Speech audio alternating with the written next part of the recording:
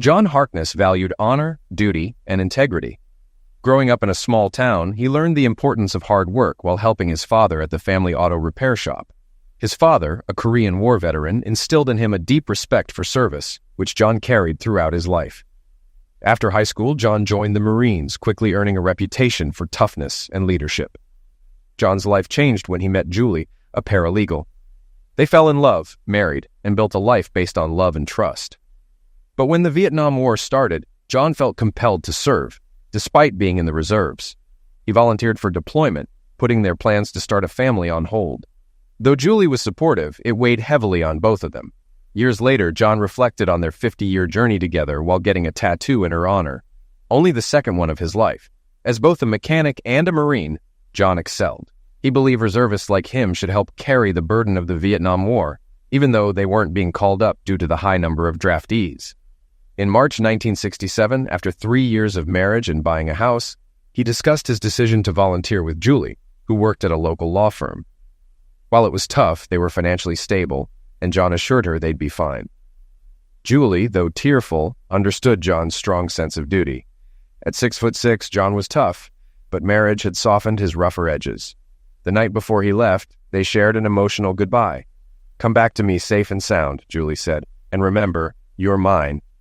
John laughed. "Don't worry, honey. I'll take care of myself. Just behave while I'm gone." With a smile, she replied, "I promise to be good." Before leaving for Vietnam, John updated his will and arranged for part of his $240.60 monthly salary as an E-4 to go toward their mortgage. Half of his pay covered the house, and a quarter went into their joint account for utilities. John figured he wouldn't need much and hoped hazard pay would cover any extra expenses. He did, however, get one indulgence before leaving, a tattoo of a knife with the words, "Death before dishonor." He considered getting a rose with a name, but remembered his father's advice and decided against it. In Vietnam, John was assigned as a fire team commander in a Marine battalion. Although the regular Marines were initially skeptical of him as a reservist, he quickly earned their respect in battle. Unlike some soldiers, John avoided the local women, not only because he was happily married, but also due to fear of diseases. "Come on, man, it's Vietnam," Harker, a fellow corporal, teased him. John showed him a picture of Julie. "Not with her waiting for me," he replied. Harker laughed. "Beautiful, but you know Jody's already with her," referring to the slang for men who seduced military wives. John shook his head. "Not Julie, she'd never do that." As the weeks passed, John wrote to Julie often and cherished her letters, reading them over and over. Her letters, which had initially come every 2 weeks, became less frequent. John didn't worry at first, thinking the delays were due to their unit's movements, but it seemed strange that he heard from his parents more often than from her. One day, John received photos of Julie in a swimsuit, but he didn't recognize the swimsuit or know who took the pictures. He brushed it off, focusing on the war and his duties. When Christmas passed with no word from Julie, John grew worried but pushed the thoughts aside. By January 1968, his unit was near Da Nang, where rumors of a major enemy offensive for Tet circulated. At the end of the month, the enemy attacked early in the morning and John's position was overrun. Most of his team, including Harker, were eliminated, and John was seriously wounded. He was evacuated to a naval hospital in Da Nang, then transferred to San Francisco. Doctors saved his leg, and though the bullet missed his vital organs, he faced a long recovery. His ear was permanently damaged, and a scar would remain on his cheek. A Marine officer awarded him a Purple Heart and informed him he was recommended for the Silver Star, adding to his other honors. Sadly, the only surviving member of his crew, Jennings, died from his wounds. John's parents met him in San Francisco, but Julie wasn't there. When John asked about her, his father, after some hesitation, revealed that they hadn't seen her in weeks. His father shared that he had last seen Julie about 2.5 months earlier when he spotted a man leaving John's house in a sports car while Julie waved from the doorway in a robe. Since then, she hadn't returned calls or been home. His father apologized, saying he had been collecting the mail and newspapers in her absence. John was devastated. He had been sure of Julie's faithfulness, but now Harker's warnings about Jody made sense. He finally understood why she had gone silent. "Was it a blue Corvette?" John asked. Bob nodded. "Yes, why?" "It belongs to Eric Swagman, a junior partner at her firm," John replied. "So she's not even home to get the mail?" "Doesn't seem like it," Bob said. "I noticed final notices for utilities in the phone, so I paid them. I figured you wouldn't want to come home to no power phone. Thanks, Dad, John said. I'll pay you back when I can.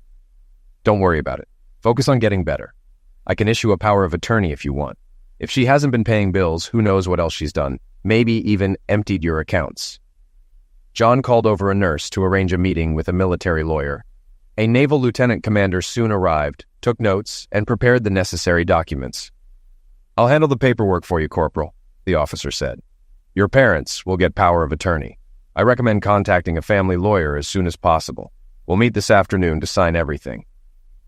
Thank you, sir, John said. After the lawyer left, Bob reassured John. Once we're home, I'll check the bank and stop by the house. I still have the key you gave me. If you want, I can ask George Williams. He's retired and now does private investigations. He owes me a few favors. I don't know if I can afford a private investigator, Dad. Don't worry about that. George and I go way back. I can also talk to our family lawyer. Oh, by the way, Wilkins said your spot is still open at the workshop. He's been saving part of your salary as a bonus for your return. Just don't tell him I told you. John appreciated Wilkins' gesture. Though rarely showing his softer side, Wilkins was kind and generous beneath his gruff exterior, always honest and fair with customers. That sounds good, Dad, John said, wiping a tear. He silently cursed Julie. His parents hugged him. Everything will be fine, son, his mother reassured him. We'll handle it. A couple of hours later, the lawyer returned with a notary. After the documents were signed, John's parents left, promising to call with any updates. They thanked the nurse, who assured them John was in good hands and would soon be discharged to a VA hospital for physical therapy. Left alone, John finally slept. But his dreams weren't of Julie. He saw the Marines from his fire team, disfigured but sitting around a fire, talking as they used to. I'm sorry I couldn't bring you with me, John said. Harker smiled, lighting a cigarette. It's okay, Corporal. You did your best. Besides, there's no Charlie where we are now. Jennings nodded. Parker's right. I'm just surprised any of us made it out of there. Yeah, Johansson chimed in.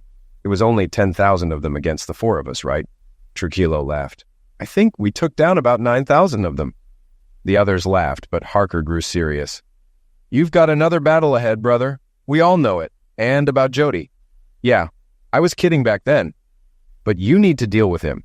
The others grunted in agreement. We may not be with you in person, but we're with you in spirit, Johansson added. Thanks, guys, John said. See you, Harker replied with a smile. John woke up in a sweat. The dream felt so real, especially Harker's words. He knew someone would pay, but he needed more information first. A few days later, John got a call from his father. There's bad news, John, Bob said.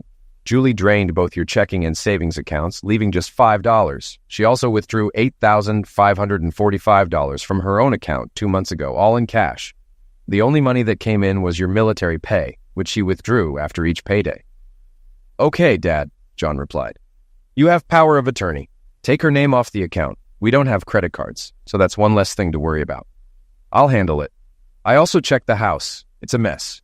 Food is rotting, dishes are piled up, and it smells awful. She took everything except her wedding dress, our album, and her rings, which I found thrown in the bathroom trash. At least the house is still standing, John said. Yes, but the bed's filthy. I bet she brought her lover here. What do you want to do? Get rid of it, John said. Break it down and toss it. I'll sleep on a cot if I have to. Will do, Bob agreed. By the way, George offered to help for free.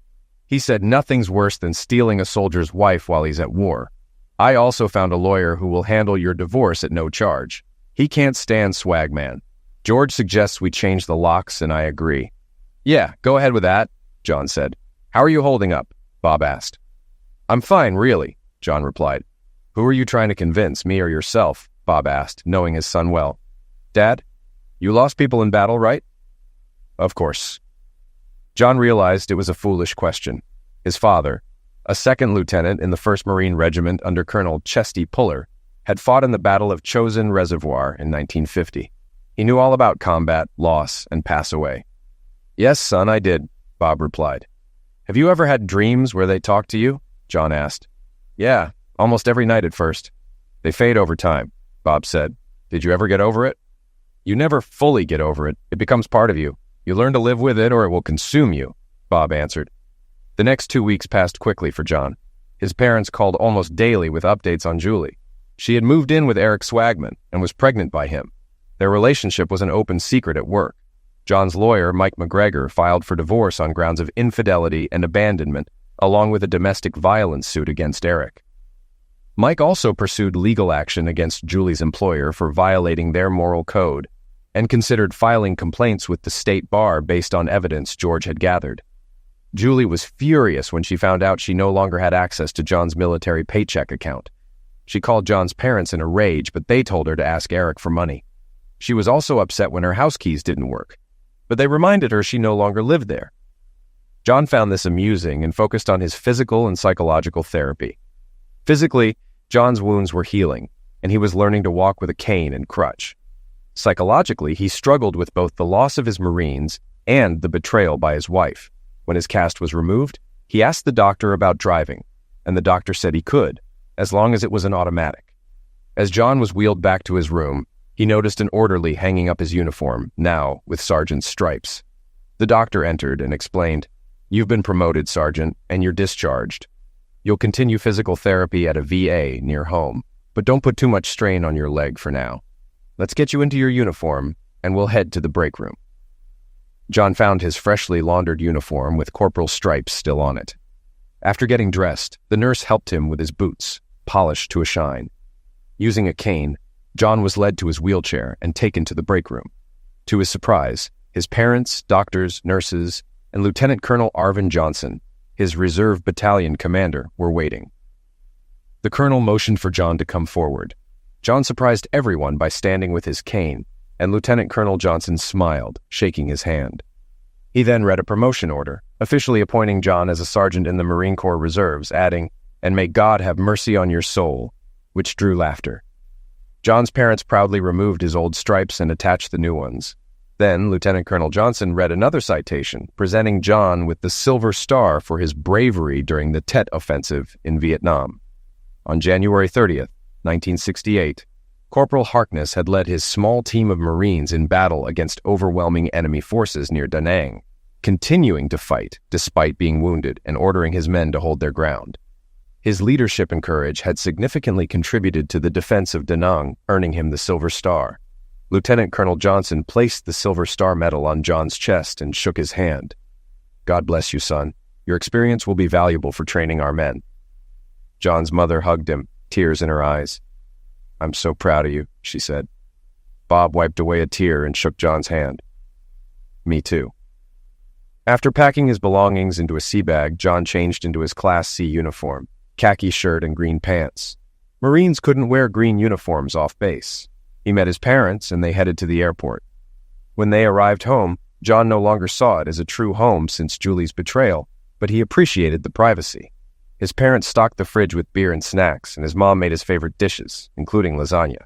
John changed into jeans and a t-shirt, unpacking his things. At the bottom of his sea bag, he found something he'd nearly forgotten, a large Bowie knife he had discovered in Vietnam. The worn scabbard had a winged creature holding a sword, with faint words that looked like March au Crève. Though unsure of its origin, John valued it as a souvenir and planned to learn more about it. Later, he called his lawyer and George to arrange a meeting at his home. He rested and then decided to check on his prized pickup truck.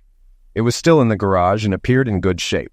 After checking the fluids, he managed to start it with some effort and let it run smoothly. He planned to change the oil and give it a tune-up soon. After looking around his property, John grabbed a beer and sat in a rocking chair. His leg hurt, so he relaxed with the TV on for background noise. Not recognizing most of the shows, he settled on a game show. Then, he called Wilkins to let him know he was back. "About time," Wilkins barked. "When can you start?"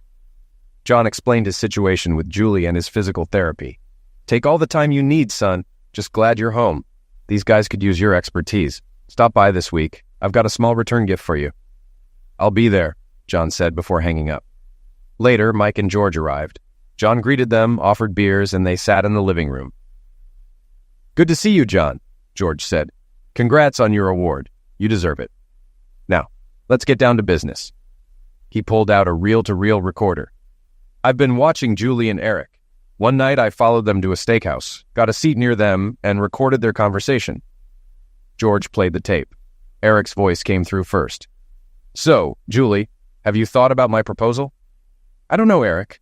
It's bad enough I cheated on John and am pregnant with your child. I just don't think I can convince him. Come on, baby. If anyone can, it's you. He's probably desperate right now, willing to do anything to bring you home," Eric replied smugly. "You don't know John. He'll never agree to raise this child or share me with you," Julie said. "No, we won't let him touch you. Look, I'm not cut out to be a dad. John would do a better job raising the kid. If he doesn't agree, we'll threaten him with divorce, take his house, half his income, and demand alimony and child support. I already have the documents ready," Eric said. George paused the tape. "They seriously think you'd let that happen?" John asked, shocked. "There's more," George said, restarting the tape. "I don't know, Eric. John won't go for this," Julie said again. "He's so in love with you, he'll do anything," Eric said. "Unless you still have feelings for him?" "I do, but not like before. Besides, you're better in bed," Julie replied. John blushed, feeling bitter about loving such a two-faced woman. "I wouldn't have left you for Vietnam. What kind of fool does that?" Eric sneered. John felt the urge to punch something. "You're right," Julie agreed. "I'll talk to him when he gets back." "Good. Do you know when that will be?" Eric asked. "No, I haven't heard from him since January, and I haven't sent him anything since last year like you suggested," Julie said. "If he's stubborn, we have other ways to push him," Eric hinted. "Like what?" Julie asked. "Houses can burn down, brakes can fail," Eric said. "You're not planning to hurt him, are you?" Julie asked, worried. "I won't support that."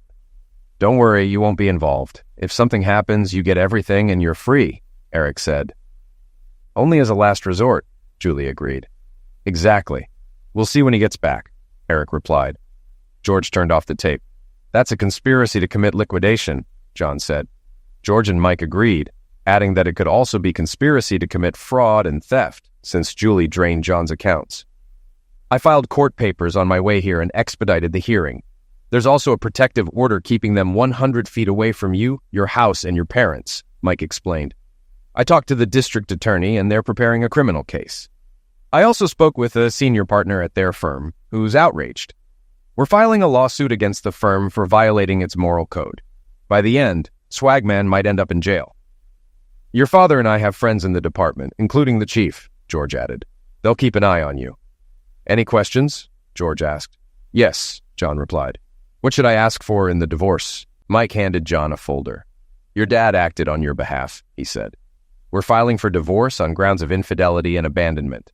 Since she earns more than you, there's no alimony. You keep the house and everything in it because she left and didn't pay the bills. We're also demanding $7,100 from her to cover half of the joint expenses, plus the return of her rings and a name change back to her maiden name. She keeps her clothes and car. We're suing Swagman for $800,000 and the firm for $2 million for not following their moral code. The firm might settle for half to avoid bad press." Mike added, "One more thing. Do you have a dress uniform?" "Yes," John replied. "Good. Get it dry cleaned and attach your medals. I want you to wear it in court so everyone sees who Julie and Eric betrayed. I have a surprise for them, but I'll reveal it later. Just let me know when," John said. "Will do. Now I've got dinner waiting at home. Get some rest," Mike said. "I think I'll go grab a beer and see if I run into any old friends," John replied. "Be careful," George warned. "This place has gotten a bit rougher." "Not more than Da Nang," John said, and they all laughed. "Not quite," George chuckled, "but close."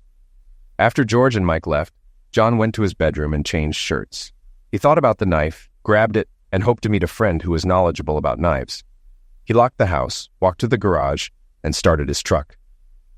"Damn, this feels good," he thought as the truck roared to life. He pulled out and headed to one of his old spots, stopping for gas on the way. He parked in front of the bar like usual and looked around. George was right. The area had become a bit more dangerous since he was last there. "Damn," he thought, "I've seen worse." He walked into the bar through a cloud of cigarette smoke.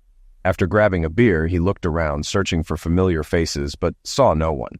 The place where regulars like him once hung out for a chat over beer now seemed like a gathering spot for gangsters. He finished his beer and headed back to his truck.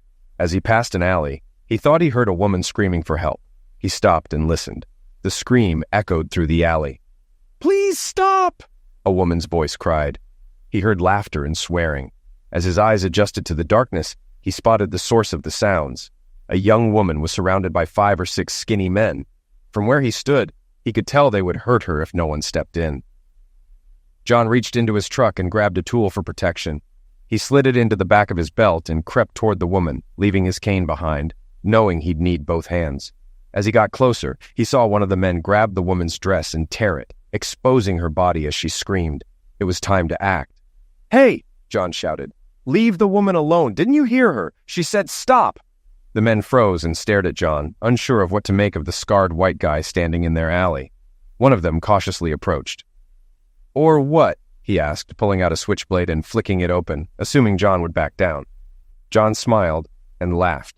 He reached back and pulled out his own knife, and the smaller man's eyes widened in fear. "You really want to do this?" he asked firmly, trying to defuse the situation. The man twisted his knife and tried to move around John, positioning himself between John and his buddies. John saw through the maneuver and countered, preventing the man from carrying out his plan. The gangster charged with his knife. John dodged, grabbed the man's wrist, and with a swift move, the knife fell from his hand as he cried out in pain. John quickly reacted, dodging the incoming attack, and with a swift movement, managed to disarm the man, sending him stumbling to the ground. The rest of the group, confused and shaken, began to back away. They'd never seen a knife that size, and they definitely hadn't seen anyone take down their friend like that, especially not a white guy. Most of them scattered, but 2 stayed behind to face John. Unfortunately, John didn't see or hear the man coming up from behind with a large wooden board, a nail sticking out of it. "Look out behind you!" the woman screamed. John turned just in time to see the board swing toward him, and everything went black as it punched the side of his head. He collapsed, bracing for another shot, but the man dropped the weapon and fled as red and blue lights flashed at the alley's entrance. John sat up slowly as a cop approached him.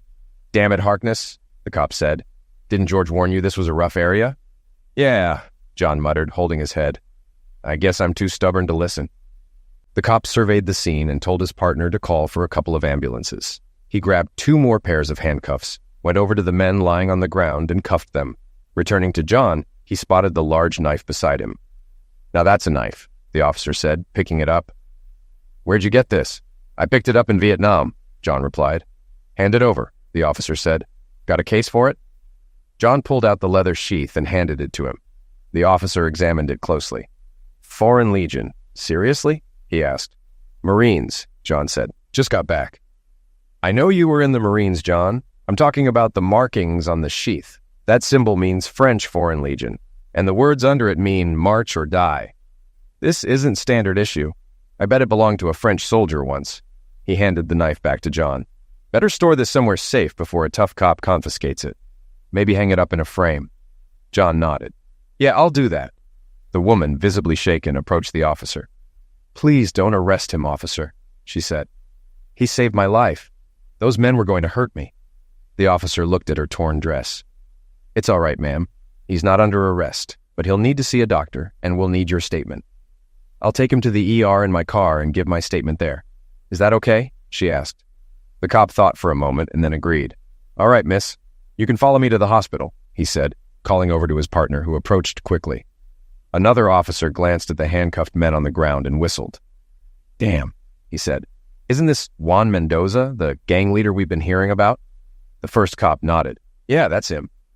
"And this guy took out all 3 of them?" the second cop asked. The first cop nodded again. "Seems like it," he replied. "Damn," the second cop muttered. By then, 2 ambulances had arrived, and the paramedics were loading the gang members onto stretchers. The first cop helped John to his feet. "You didn't get enough of this stuff in Vietnam?" he asked with a grin. John laughed, though it hurt. "Apparently not," he said. "All I wanted was to have a beer with my friends." "Well, this young lady will take you to the ER. Hand over your keys.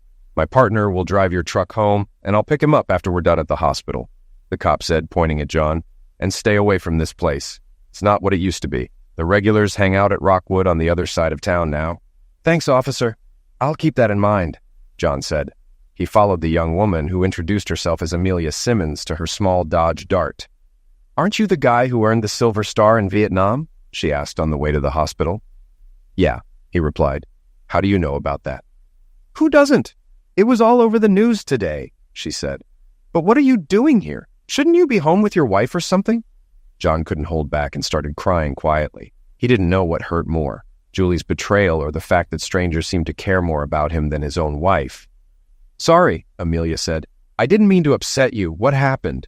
John gave her the short version of his marriage ending, and she began to cry too.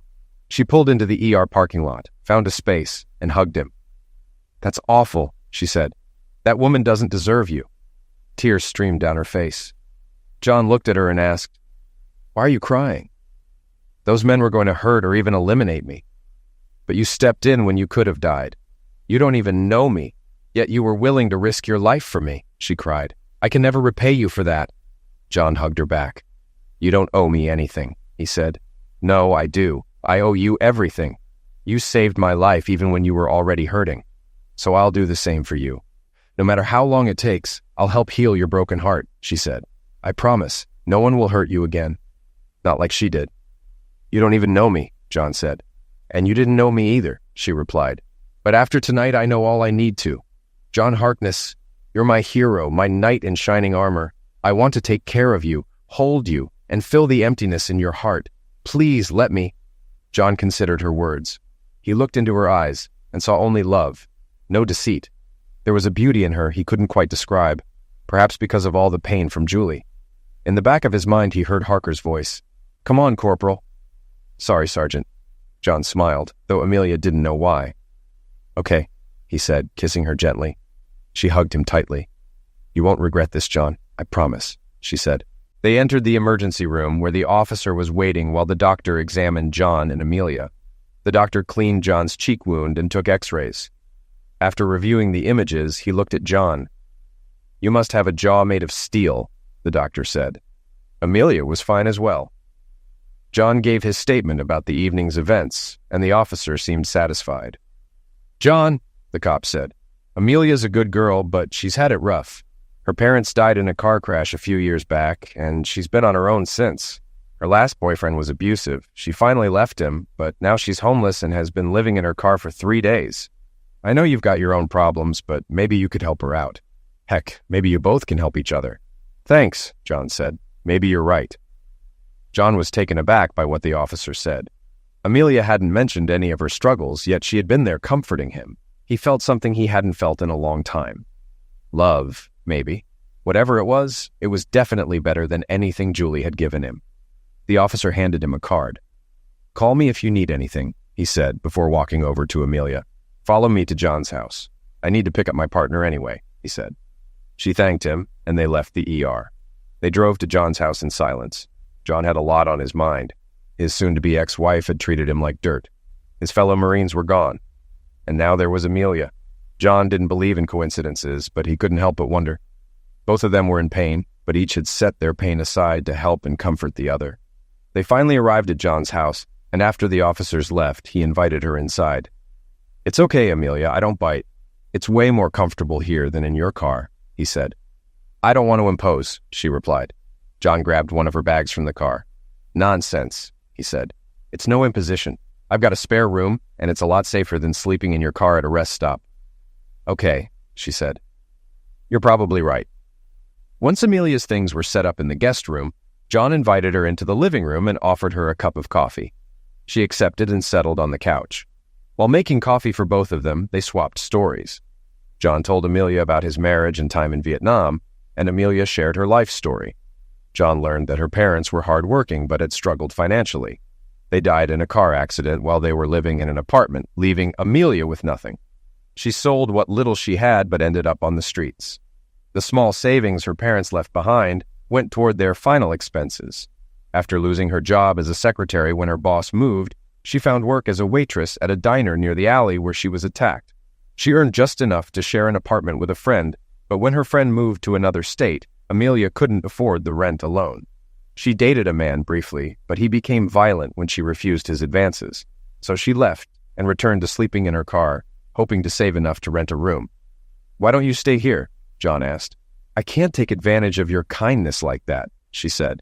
"I can't pay you anything, and it won't look good with your divorce going on." "It's no problem," John said. "You can stay in the spare room and maybe help me keep the place in order. As for the divorce, if anyone asks, I'll just say you were homeless, and I let you stay in exchange for help around the house." "That sounds fair," Amelia said.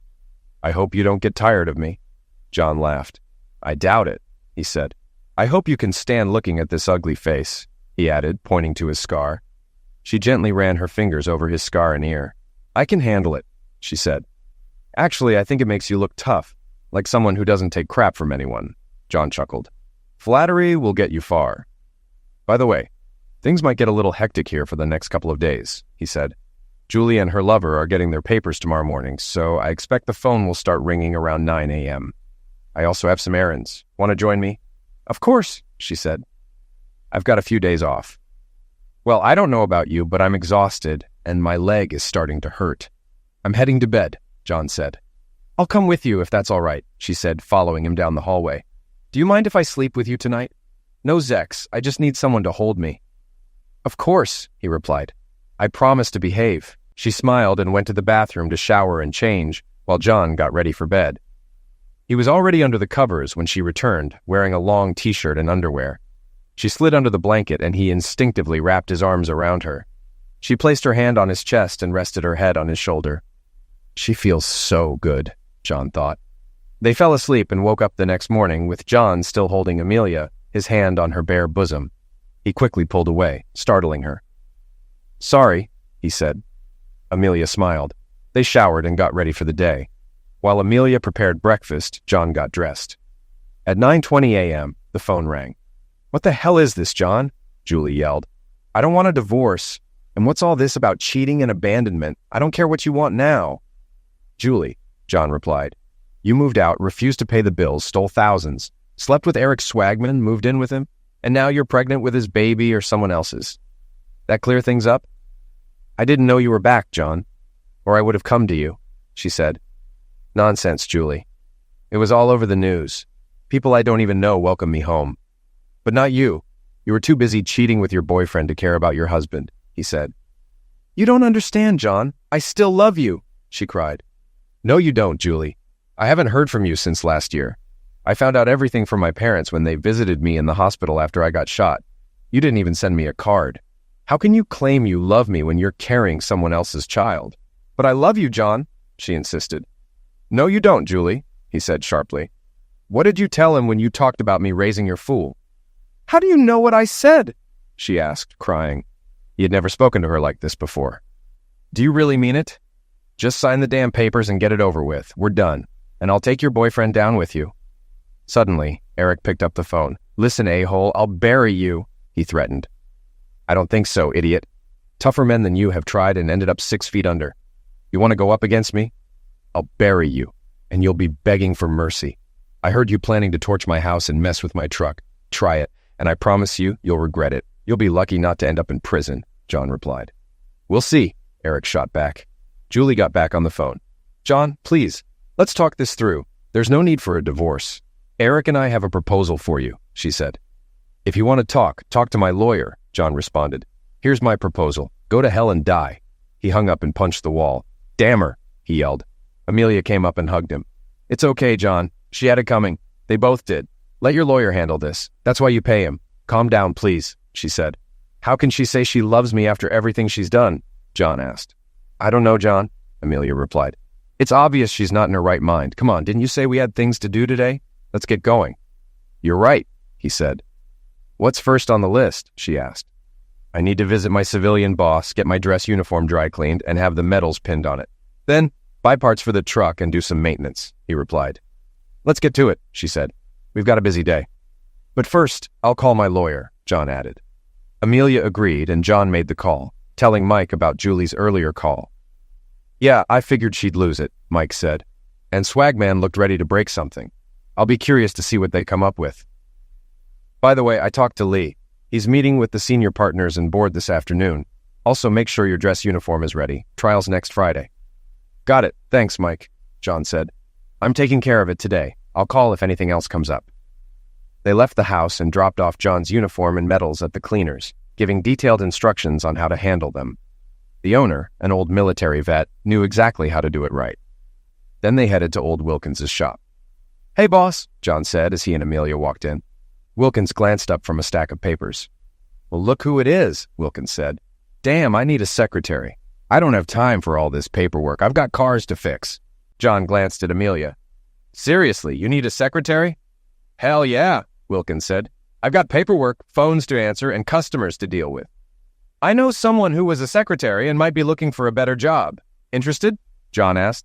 Hell yes, Wilkins said. John took Amelia's hand. Boss, meet my friend, Amelia Simmons. She was a secretary, John said. Wilkins looked her over. Think you can handle all this, young lady? He asked. Amelia nodded. Absolutely. I can type 50 words a minute, sort documents, take shorthand, work with customers, and even run the cash register.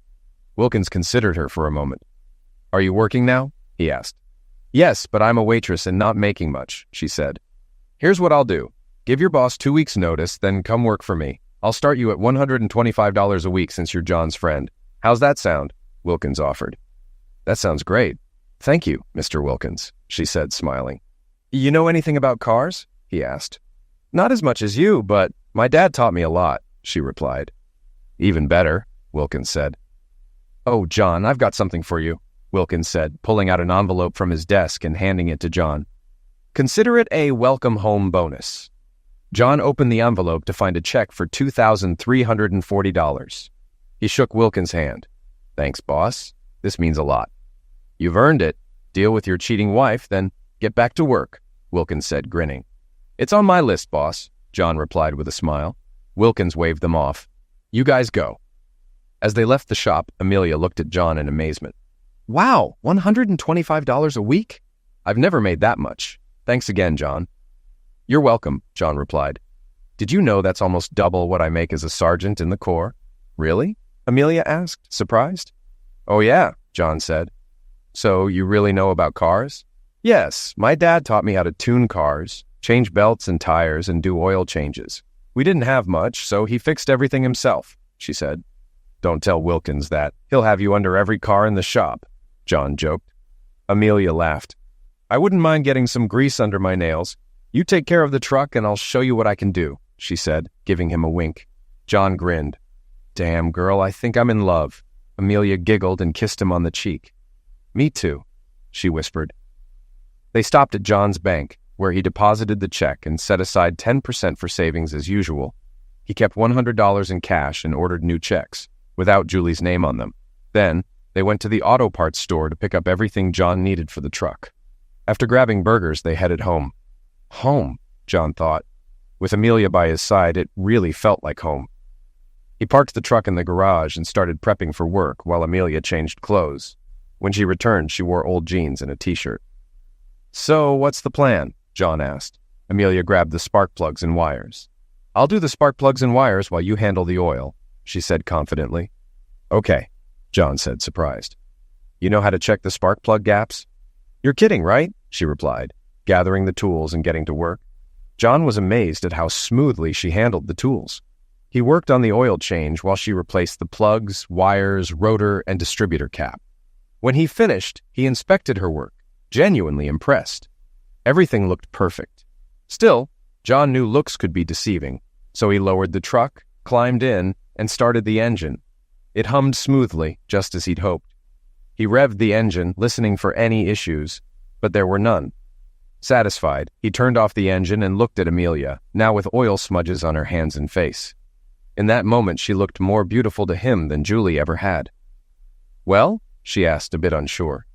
John took her face in his dirty hands and kissed her on the lips. Now I know for sure I'm in love, he said. You're hired.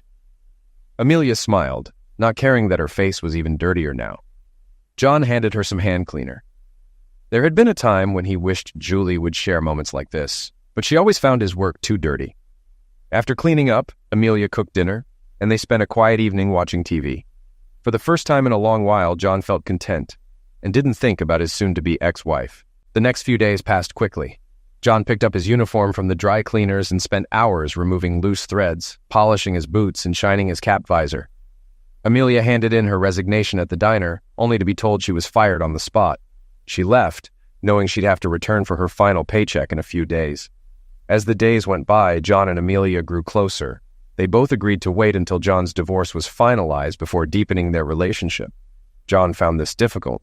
It had been a long time since he'd been with a woman, but he was falling in love with Amelia and knew she felt the same.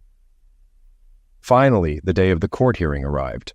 After breakfast, John showered, shaved, and dressed, then walked into the living room where Amelia was waiting in a beautiful dress. "Wow," she said, admiring him in his full dress uniform with his medals. "You look like you're ready to be devoured." John smiled. "Thanks, but I feel like a Christmas tree." "You look amazing too," he added. At the courthouse, they were greeted by 14 uniformed Marines from John's unit, including Lieutenant Colonel Johnson and Sergeant Major Roberts. After introductions, they went inside, where the Marines filled 2 rows of the courtroom. John joined his lawyer, Mike, at the table while his parents sat with the Marines.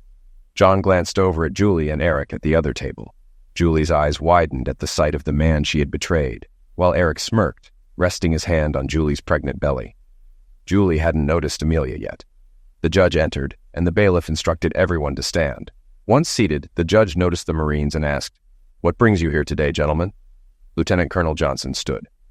"Your Honor, we're here to support Sergeant Harkness and, if necessary, testify to his character." The judge nodded with a smile. "Thank you, Colonel. I don't think it'll be needed, but I appreciate the gesture." The Marines remained silent, glaring at Julie and Eric throughout the proceedings. As Mike predicted, the case went smoothly. The judge questioned both John and Julie about their marriage and the circumstances leading to the divorce. Julie admitted to leaving John, not paying bills, and becoming pregnant by Eric Swagman, who absurdly demanded child support from John. "Do you seriously expect me to order Mr. Harkness to pay child support for a child you fathered?" the judge asked incredulously. "Are you serious or just stupid?" Denied. Every request Swagman made was denied.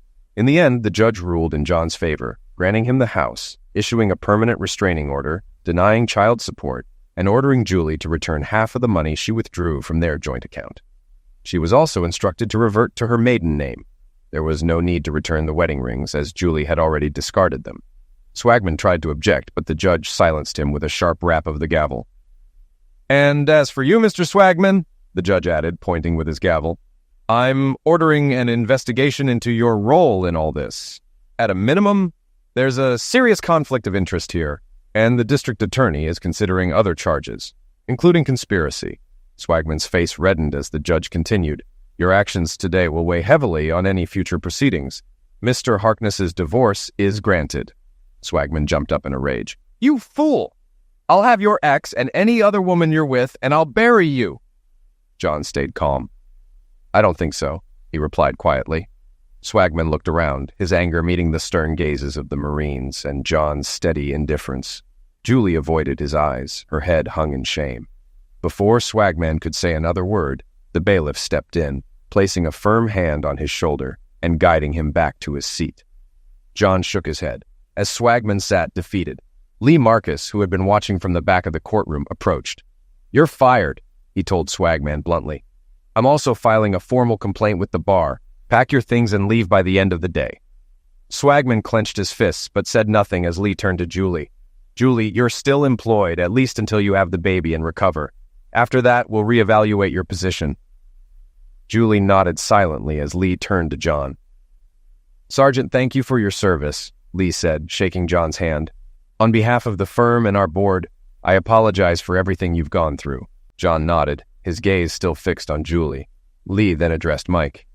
"Given the situation and John's service, the board finds your original proposal acceptable.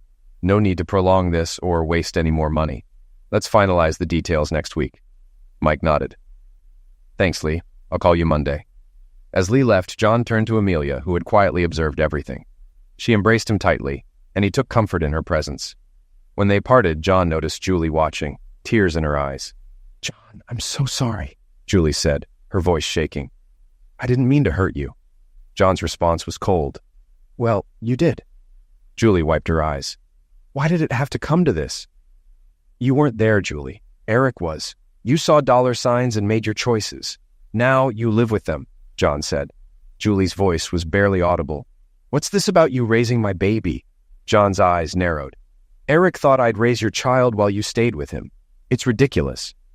"I didn't like the idea, but I considered it," Julie admitted. "I'm sorry." John just shook his head. Julie glanced at Amelia, realizing who she was. "I see you've moved on," she said bitterly. Amelia stepped forward. "I'm not just replacing you. I'm here to heal the heart you broke, and I intend to do that for the rest of my life." Julie looked down. I guess I deserve that. John, his tone softer but still hurt, asked, "Can we ever be friends, Julie?" "I don't know. I don't deserve your forgiveness," she replied, eyes filled with regret. John sighed. "It'll take time. If it weren't for Amelia and my parents, I don't think I'd be here." Tears streamed down Julie's face as she left. John felt both sadness and relief as he watched her go. Turning to Mike, he shook his hand. "Thanks for everything, Mike. I owe you." Mike waved it off. "That's what friends are for. Besides, knocking Swagman down a peg was satisfying. Now go celebrate. You've earned it." After shaking hands with the Marines, John and Amelia left the courthouse. His parents were waiting, and his mother hugged him. "We're so proud of you, son," she said, then turned to Amelia. "Who's this lovely young lady?" John introduced Amelia, and his parents warmly welcomed her, inviting her to dinner. "We want to know the woman who makes our son so happy," his mother said. "I'd love that," Amelia replied. The following weeks were a turning point for John. His divorce finalized, he was free to move forward. He and Amelia grew closer, and one evening, after receiving the final decree, John proposed. Amelia said yes, and they were married soon after in a Marine sword ceremony. They continued working at Wilkins' shop, though they didn't need the money. When Wilkins passed away in 1980, he left the shop to John. John remained in the Marine Reserves, retiring as a staff sergeant in 1992, a year after returning from Operation Desert Storm. Though he still dreamed of his Vietnam comrades, John learned to cope, just like his father had. He and Amelia ran the shop until their retirement in 2008, passing it to their two sons. Life was peaceful until one evening, years later, when John spotted a tattoo design in a parlor window. It was a rose, similar to one he had seen in Vietnam, with space for a name. On a whim, John let Amelia into the shop. "What are you doing?" she asked. "I almost got this tattoo with Julie's name back in Vietnam. Now I want yours above my heart where it belongs," John said. Amelia's eyes filled with tears. "But why?" "Because you healed my heart, and I want the world to know how much I love you," John replied. The tattoo artist looked at John skeptically. "You sure, old man?" John chuckled, taking off his shirt. "Absolutely." Amelia, still holding his hand, asked, "Won't it hurt?" "Yeah, like hell," John grinned. "But it'll be worth it."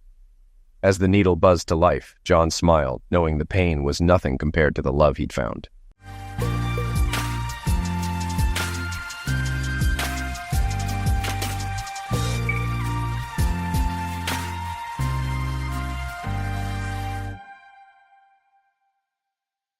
Welcome to Lost Relation Chronicles. "I used to know her," I said in response to Alex's question, glancing over at the woman who had just entered the large building. "You did too, actually. I'd remember someone like her," he replied, and I could picture that familiar grin spreading across his face without even looking. He was my best friend for many reasons, and his predictability was definitely one of them. "Trust me," I said, returning to my notebook filled with mileage, dates, and times. "Just keep looking at her. Take off about 10 years from her face and darken her hair a bit. Holy shit." I almost laughed at the realization dawning on him. His grin had vanished. "Yup," I confirmed. "But I thought she—" "Yup," I repeated. Here was the woman who had cut the deepest wound in my psyche, the one who delivered the final blow that left me emotionally unavailable, as many women had pointed out over the years. "Are you?" "Nope." I continued scribbling observations in my notebook. "That ship sailed a long time ago. You know how I feel about oceans." "Still," he replied, and I could anticipate his next words. This was another reason why he felt like a brother to me after such a short time together. "You really should say something to her, man. It could help you find some closure, and that would be good for you." "I'm good," I replied, fully aware that it was a blatant lie. I had made it a point to rid myself of everything that reminded me of my past, and she was no exception. "Whatever you say, B," he replied, half-heartedly. "If you believe that bullshit, I guess I should start believing it too." We continued our work in silence, while I kept looking at her from the corner of my eye. She had aged dramatically in such a small amount of time. It had not been 10 years since I had last seen her. How long had it been? 2? 3? I can still remember our last conversation well, but the time span escapes me. Like I said, I wanted great efforts to put everything behind me. She had not yet recognized me, or had not bothered to look for me in her own memory. Either option worked well for me. For weeks on end, we had spoken almost daily. Even in our society, she had managed to retain some innocence that made her endearing. Her view on life, untainted by biases or tragedies, was a refreshing tone of color in the palette that had been my own experiences. What I would perceive to be an insult she would see as a careful observation. People were inherently good in her eyes. There was no malice to anyone at any time. Like I said, her innocence was one of her more endearing qualities, but at the same time one of her worst attributes. We had developed a friendship due to the vast difference of ages between us. More than a decade separated our birth dates. That decade was compounded with my experiences in the military. 1 year in the uniform is 5 years as a civilian. In military years, I was adding 35 years to my 30 years of age. When we first spoke, she was asking my opinion on her then relationship with another man, someone just as older as me. She told me of her previous marriage and how those wounds carried forward onto her current relationship. I understood the feeling well. I too had long carried invisible wounds from my past relationships that poisoned all future potential relationships. She saw this, even in her young years in the world, the deep fissures and broken fragments of what used to be a greater man. "I am so sorry," she would often say. "All that happened to you. It just isn't fair." Often, she would lose the battle against the floodgate of tears. Her voice would crack, and her breathing would quicken. She had no idea how to comfort me other than to quickly change the topic of conversation. But the more she tried to peer into my fissures, the more I could see that darkness begin to touch her. "If you love him," I told her as she asked for my opinion on her relationship, "you need to talk to him. Tell him what you feel, what you are thinking, and where you are going with life. He will either support you, or he will try to hold you back, then you will know what type of man he is. When people show you their true colors, always believe them." I was legitimately saddened when she told me that she had decided to break things up with him. He had showed her his true colors, and she had followed my advice. I continued to look at her as she made her way into the small retail store. The large amount of noise would have hidden the sound of my voice as I spoke with Alex. The store was not the classy type, that was not her style, but it was not a rundown type either. It was a conservative place, where women would purchase professional attire for the workplace. "I'm telling you," Alex broke the mental image that was slowly taking shape. "You need to talk to her, man. Let her have it, with both barrels." "No point," I dryly replied. "Won't change a thing."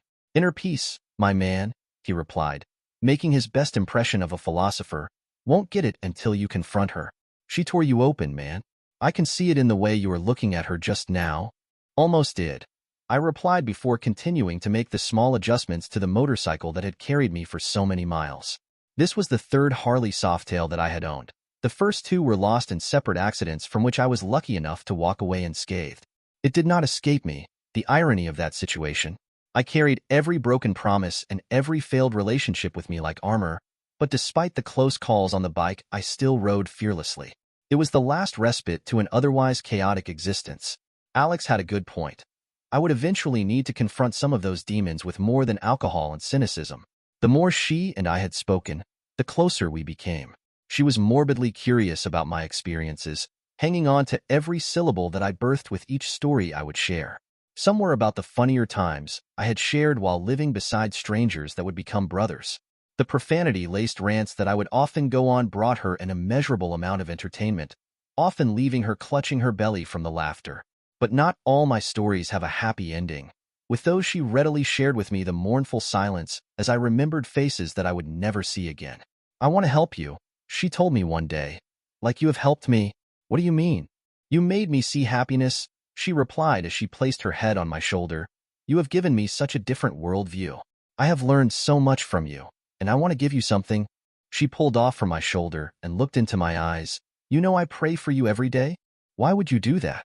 "I know you don't believe in that," she whined, "but it makes me feel good when I do. When I met you, I don't know. I just felt that the same God that was looking out for me would maybe look out for you as well, if I prayed hard enough." "Thank you," I replied. We had discussed my lack of belief as one of our first conversations. She did not understand how someone could go about life not believing in a higher power. I held my tongue.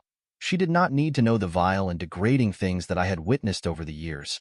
Humans are capable of doing the worst things imaginable to one another by taking their religious zeal as justification. Such beliefs were the main reason that I became non-religious. Time would pass. Our conversations would become more and more personal in nature. She confided in me, and I allowed her a deeper look into the abyss. "Can we talk?" Those words were the beginning of the end. I knew it better than she did. I had heard variations of those words many times. "Sure," I replied. "Let's go outside." "It's about my ex," She continued as if our conversation had not stopped completely while we walked outside of the building to the nearest smoking area. I figured, I replied. It's not like that, she replied, another set of words that I had heard just as often. No worries, I lit my cigarette as I continued to look at her. I wish you wouldn't look at me like that, she whined. How am I looking at you? Like I am not here, she replied. Like you were just looking through me? Sorry, I lied. What did you need to tell me? I talked to my ex last night. On the phone? No. Did you go see him? No. You were getting back together with him? No, she stopped, yes. She looked me in the eyes. I don't know. Please, tell me what to do. You already know what to do, I replied. That's why we are here, saying goodbye. I don't want to say goodbye. Her eyes were pleading. I want to be with you. I really do. But my parents don't approve of us. Him. They have known him all his life. We grew up together. Even after we broke up, they are still in touch with him. Please understand. I understand. I again lied. It's okay. Another lie. Thank you for telling me. Do you think? I don't know. The lies just kept piling up. It was easier this way. Easier for me. Her parents were right to disapprove of us. The age gap was far too large to ignore so easily, and their traditions were far more important than a simple fling. Those traditions were important to her as well. There was no room for me between them. I think I made a mistake. She told me a few weeks later. He had promised me that he had changed and it's still all the same. Believe them, I replied to her. Always believe them when they show you who they really are. What can I do to fix this? To fix us? There is nothing to fix. What do you mean? If you hesitate between me and someone else, I replied, please, don't choose me. Her tears were silent this time. There was no sobbing, no shallow breaths, not even a whimper. I understand. This time, she lied. I wrote something about you. What's that? For my class, she continued. We had to write about someone that inspires us. I wrote about you. He wears a smile like a loaded pistol, walking about the world without direction but never lost. He's always known where he is going. He just doesn't know how to find the right path. That's how I see you. I'm not sure if that is a compliment or an insult, I replied. It's not an insult, she gathered her purse. I hope someday we can at least be friends. Me too, I replied as she walked away, not sure if she had heard me or not. But as the days turned into weeks, we had started to rekindle our friendship. Our friendship rekindled our passion for one another, but there was that pit that was separating us, one she had created. You'll never trust me again, will you? Honestly, I don't know. It's not very often I give second chances. Well, she smiled. I am glad you did. A month later, her smile would be one of the saddest things I would ever see. Is it your ex? I asked her. Our conversations had become almost non-existent. Every planned date we had she would cancel or forget. No. She looked down at the floor. It's my parents. I see, I replied. They are not at all happy, she continued. My father has introduced me to a man. He wants us to get married, grow the family business. It's understandable. I looked at her. She tried to hide the pain behind a thin veil of anger. They don't understand. You gave me a second chance, and I just blew it. I don't know what I want. I don't know what to do. You have to say no to someone, I carefully replied. You can say no to them and take a risk with me. Your parents will be angry with you. They may go without speaking to you for years if they think it is that serious. Or you can say no to me and do as your parents demand from you. I can't, she replied, her voice barely holding together. I just can't. You just did, I replied. The sadness in my own voice was unmistakable. Best of luck. Those were the last words I spoke to her, just over my shoulder as I walked toward the bike. I needed the road then, just like I needed the road now. I don't know how long she stood there, alone, watching as I rode away from her life one last time. This time, I kept my eyes on the road. I did not want to look back. You ready to roll out? Alex again interrupted my thoughts. I was grateful for that. Yeah, I replied as I finished putting my tools away. As I kicked my leg over the saddle, she was coming out of the store. That sad little smile was painted on her face as she greeted strangers. The sound of Alex's engine demanded attention. Her eyes were immediately drawn over to him. I did not try to hide my face as her eyes moved toward me. Sorry, bro, Alex said, more as an answer to my usual complaints about the smell of the fuel being burned up by the loud engine than by the actions he had helped create. It's all good, I replied, my own engine screeching into life. As I tapped the gear into position, I could see that she was trying to move in my direction, desperation painted in her face. Incoming traffic prevented her from running over to where I was. I was grateful for that small interruption. Not like God can hear us, anyway. In my rearview mirrors, I saw as she dropped the bag she had been holding. I was certain that she had not heard me, and I was too far away to allow for her to read my lips. Part of me wished she had heard me, that the wind had carried my voice far enough to reach her ears, that she would understand the meaning behind my words. Part of me wanted to turn the bike around and go back for her, to lie to her one more time and tell her I forgave her. But I still had a path to search for, and I would have to do it alone. Dear listeners, please share your thoughts in the comments section below, and don't forget to like, share, and subscribe. I was born in a small town. After finishing university, I moved to city for work. At the moment, I'm dealing with a huge dilemma, which has led me to share my story. I'm sure many of you might think I'm insane or criticize me for my decisions. I graduated from a major that has a high employment rate and even obtained a national certification. I'm a healthy man. Leaving my parents and experiencing the thrill of living alone was new but exciting. Living in a city filled with young, beautiful women was a fresh experience. At my company, we had college students working part-time, assisting with simple administrative tasks. That's how I met a female college student who was working part-time at my company. My girlfriend was 22 years old. She was truly bright, kind, and naturally beautiful. Despite her young age, she possessed a serious and calm demeanor. After about 3 months of dating, she suggested introducing me to her family. My family is rather conservative, and my parents always told me to only bring home someone I intended to marry. Because of this, I was somewhat reluctant to visit her family. However, she noticed my hesitation and reassured me that it was okay. So, I bought a set of ribs and went to visit her family. Before we arrived, she told me about her family.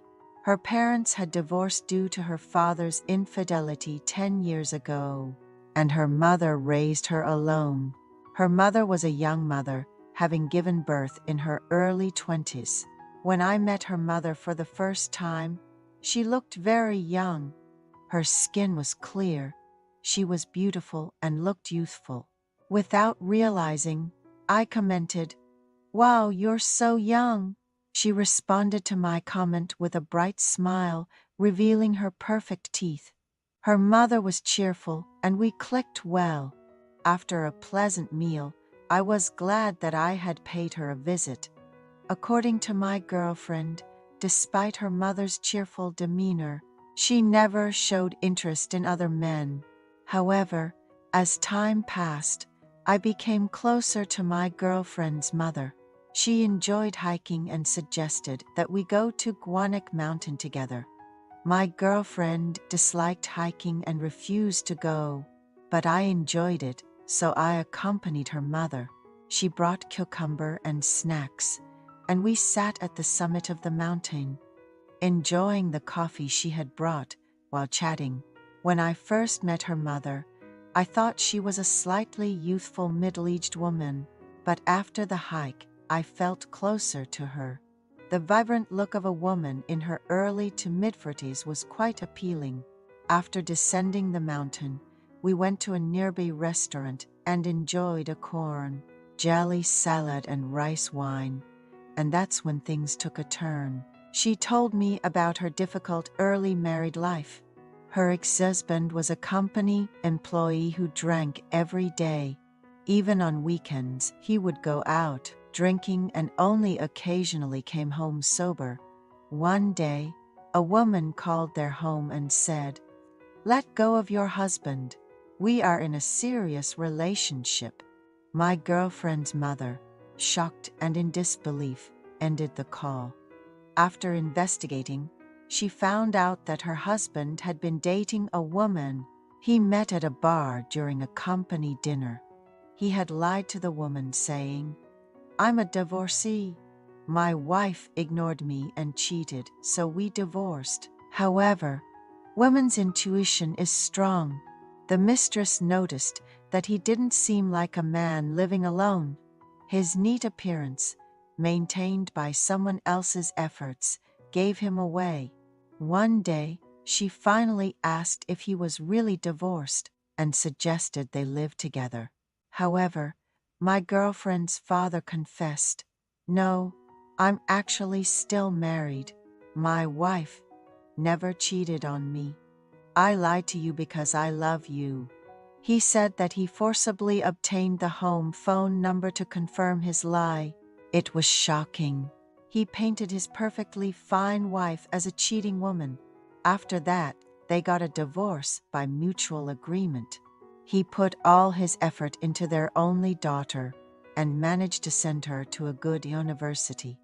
My girlfriend told me that her grandfather was quite wealthy and had bought them a large house with 5 rooms.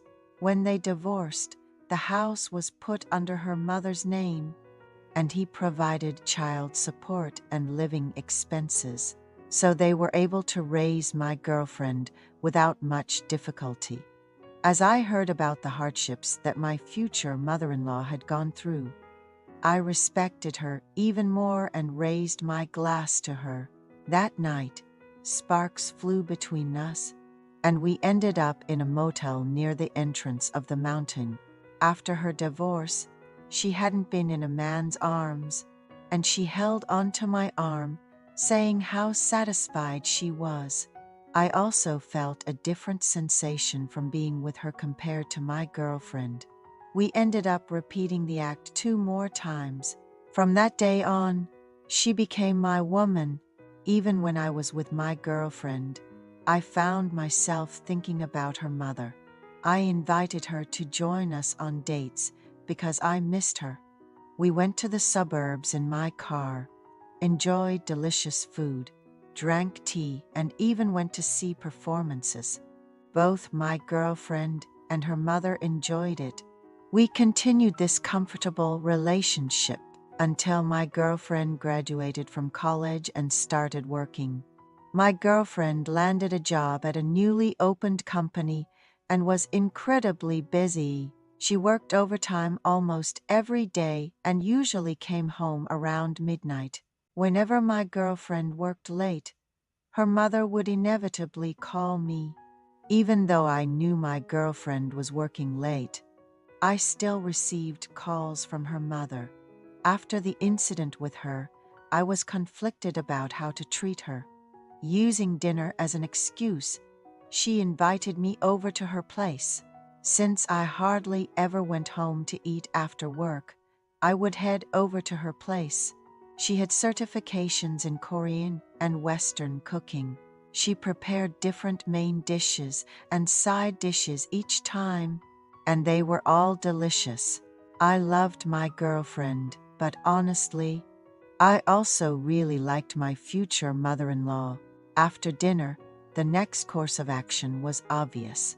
A future mother-in-law who welcomed her daughter's overtime work so she could share love with her son-in-law.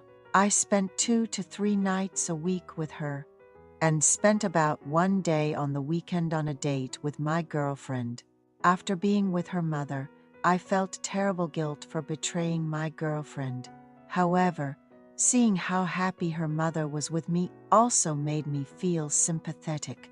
I wondered how much she must have struggled, raising her daughter alone while maintaining her cheerful and energetic facade. My girlfriend suggested we take a trip after her busy period at work was over. Her mother had never been to Canada before, so we decided to go to Canada together. The weather was great, and we all had a fantastic time. On our last night at the hotel, we had a few drinks, and her mother started to cry. She shared that she had faced many temptations from men while raising her daughter alone. She had been told countless times that a woman couldn't live alone, and that even if she had money, she needed a man's role in her life. She was advised to remarry quickly. However, She had been so disappointed in her husband that she had decided to live the rest of her life alone. Now that she had a son-in-law, she was content as long as we were happy. My girlfriend comforted her mother, saying that she had gone through a lot. I also held the two women. I loved and cried with them. Through the trip, we became closer, and whenever her mother called, I would drop everything to meet her. Her mother would call me on days when my girlfriend had plans. She would shyly hand me side dishes and ribs, saying she had made too much. Her actions were so cute and lovable. After spending time with her mother, I would return home. When I visited my girlfriend's house, we would take a nap and sometimes be intimate. However, it was always for a very short time because we were careful. One day, her mother seemed to be acting a bit cold, as if she had noticed something.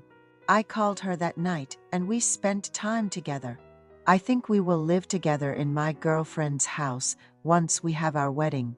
On days when my girlfriend is not around, I will be able to spend time with her mother.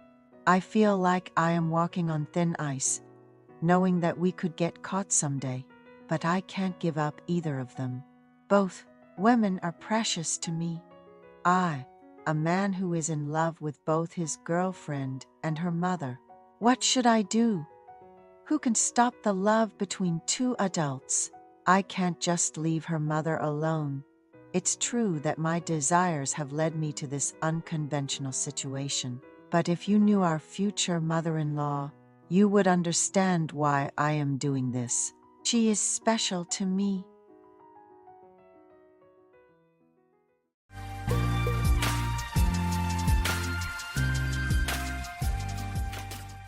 Janet and I celebrated 12 years of marriage, having been sweethearts since the age of 10.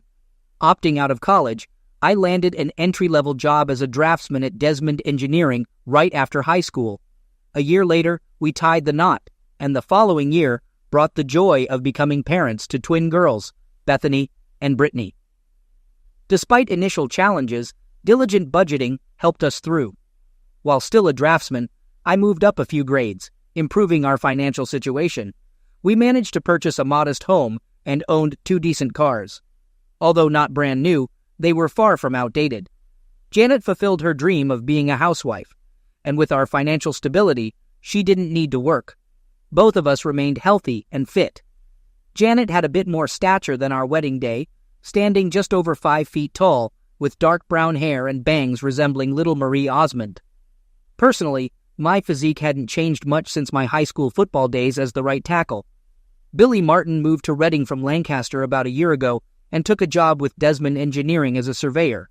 Billy and I played football against each other and immediately became friends. He also married his high school sweetheart, a redhead named Sarah. Sarah and Janet became instant friends. They didn't have children yet, but they were ideal nannies. When we weren't at work, Billy and I enjoyed each other's company. It was a pleasant breakaway from family life. Of course, Janet and Sarah did the same. They went shopping together, attended parties and club meetings, and Billy and I watched the girls on TV. Sarah also took a job as a secretary at Gilbert Engineering, located just outside the city. About 6 months ago, I began noticing changes. Previously, the PTA meeting was held once a month, but now it is once a week. Sarah, despite not having children, always visited Janet. The frequency of Tupperware and Magic Chef parties seemed to increase every month, yet they never made purchases. They joined a book club, but never found time to read. On weekends, they spent hours shopping, buying very little. Janet's collection of fashionable lingerie grew, but I never got to enjoy any of it. It started bothering me. I never mentioned anything to Billy because he didn't seem to care. I didn't want to cause problems if something happened. About an hour after putting the girls to bed, Janet came home from some kind of basket party. She took a shower before Sarah picked her up and took another as soon as she got home. This seemed strange to me. While she was in the shower, I quickly checked the basket and found a set of black lace lingerie. Who would wear black lace lingerie to a basket party? I'm not in the habit of checking my wife's underwear, but I did this tonight and found that the underwear were wet and sticky. I put them in my pocket. Until tonight, I had never once delved into my wife's purse or wallet. The only thing I was really interested in was her cell phone. Apparently, she was pretty sure I wouldn't spy because she hadn't deleted a single call in the last week. The majority of calls were addressed to Sarah, but a large number of incoming and outgoing calls were addressed to KC, KH, and KW. Of course, I had no idea who they were, but I quickly realized that the C stood for cell, the H stood for home, and the W probably stood for work. I checked her address book, and Sarah also had 3 numbers listed: Sarah S., Sarah H., and Sarah W. I was amazed at how well organized my wife's phone was. Looking at Sarah's work number, I noticed that it had an extension. Checking KW's number, I found it was the same number as Sarah, but with a different extension. It wasn't hard to guess that Janet was calling and receiving calls from someone who worked with Sarah. It was also easy to guess that Sarah must have been the one who introduced Janet, and the mysterious company, K. Gilbert Engineering, was now closed. I took Janet's phone and dialed KW's number. Upon approaching Ken Sanders' desk, I heard a recorded message stating that he wasn't available at the moment. The message suggested leaving a name and phone number for a callback. After the signal, I ended the call, finding it too easy. Janet poked her head around the doorway and inquired if I was going to bed. I responded that I was almost done with the book and would get up once finished, acknowledging the possibility of falling asleep on the sofa. It was my intention to sleep on the couch. It was a restless night. I kept trying to figure out what I did wrong or what I could have done differently. It was a terrible waste of time and mental effort. Every time I redirected my thoughts to what I should do, they kept coming back to what I should do. I kept looking at the clock and it didn't move. All I knew for sure was that I was not going to take any blame for what happened or what was going to happen. I woke up to the sounds of my 2 little angels cooking breakfast. Janet encouraged them to take care of themselves rather than wait. The idea was good, and it appeared to be effective. While stretching and scratching myself, my wife entered the room and mentioned that I should hurry up or I'd be late for work. I assured her it wasn't a problem as I wasn't going to work that day. When she questioned why, I explained it was due to too many personal problems. With a yawn, I headed towards the bathroom, realizing I needed a shower. Upon my return, Janet seemed a bit puzzled as the girls had already left for school. I grabbed a cup of coffee and sat at the table opposite my wife, who looked at me hesitantly, as if anticipating something but uncertain about what. I straightforwardly requested her to share details about her novel, sensing she might not readily open up and share her thoughts. In response, she asked if my downcast mood was due to suspicions of her being unfaithful. I confirmed my concerns and pressed her to discuss the novel. Despite being married for 12 years, she questioned why I would entertain such thoughts. I insisted on discussing her novel, citing my work commitments for the day and a refusal to engage in games.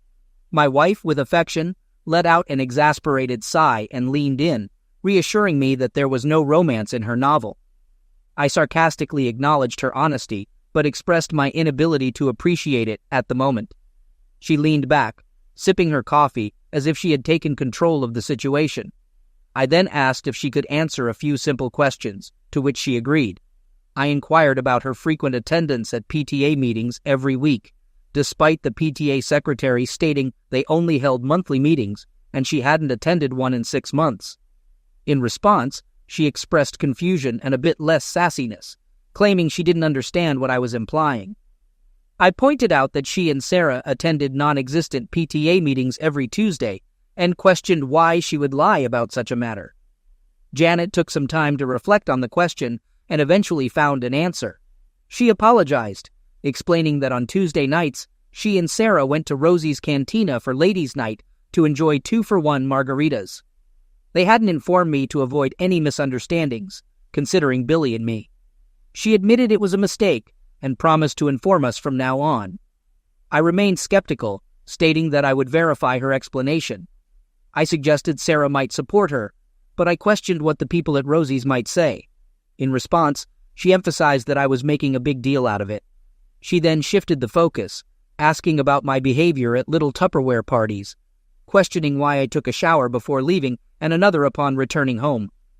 I explained that it was to eliminate the smell of smoke from my hair, as many women smoked at those gatherings.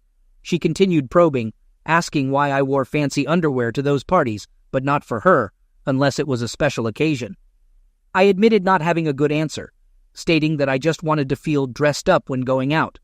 Janet's lies began to irritate me, and I struggled to control my anger, realizing it was time to address the situation.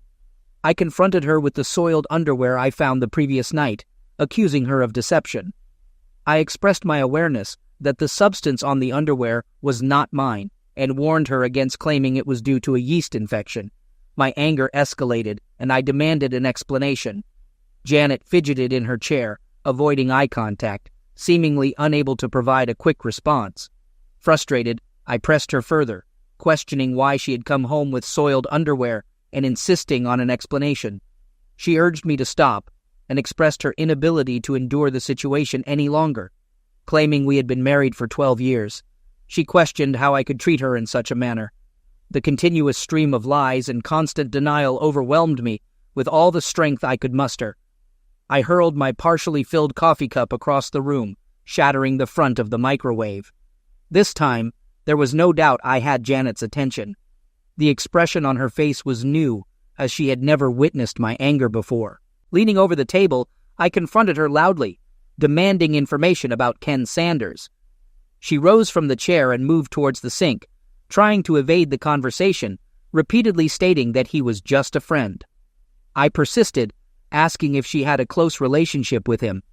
In a terrified tone, she admitted to it. I pressed further, questioning if she had slept with him the previous night. With remorse in her voice, she confirmed it, urging me to stop and expressing sincere apologies. She stood at the sink, sobbing uncontrollably. After pouring myself fresh coffee, I heard Janet's cell phone ringing. Her eyes shifted nervously between me and the phone as she suggested answering it, identifying the caller as Ken. I pressed the speakerphone button and greeted Ken, who sounded distressed, mentioning a call attempt on his work number the previous night. Janet seemed frozen with fear, and I nodded in acknowledgement. She hesitated in responding to Ken's inquiries about her presence and whether something was wrong, eventually admitting that I was present and aware of their situation. I intervened, addressing Ken and informing him that I had some matters to attend to in the morning, but promised to visit him in the afternoon. I suggested having emergency on speed dial. Ken didn't hang up but remained silent. Ending the call, I returned the phone to my pocket.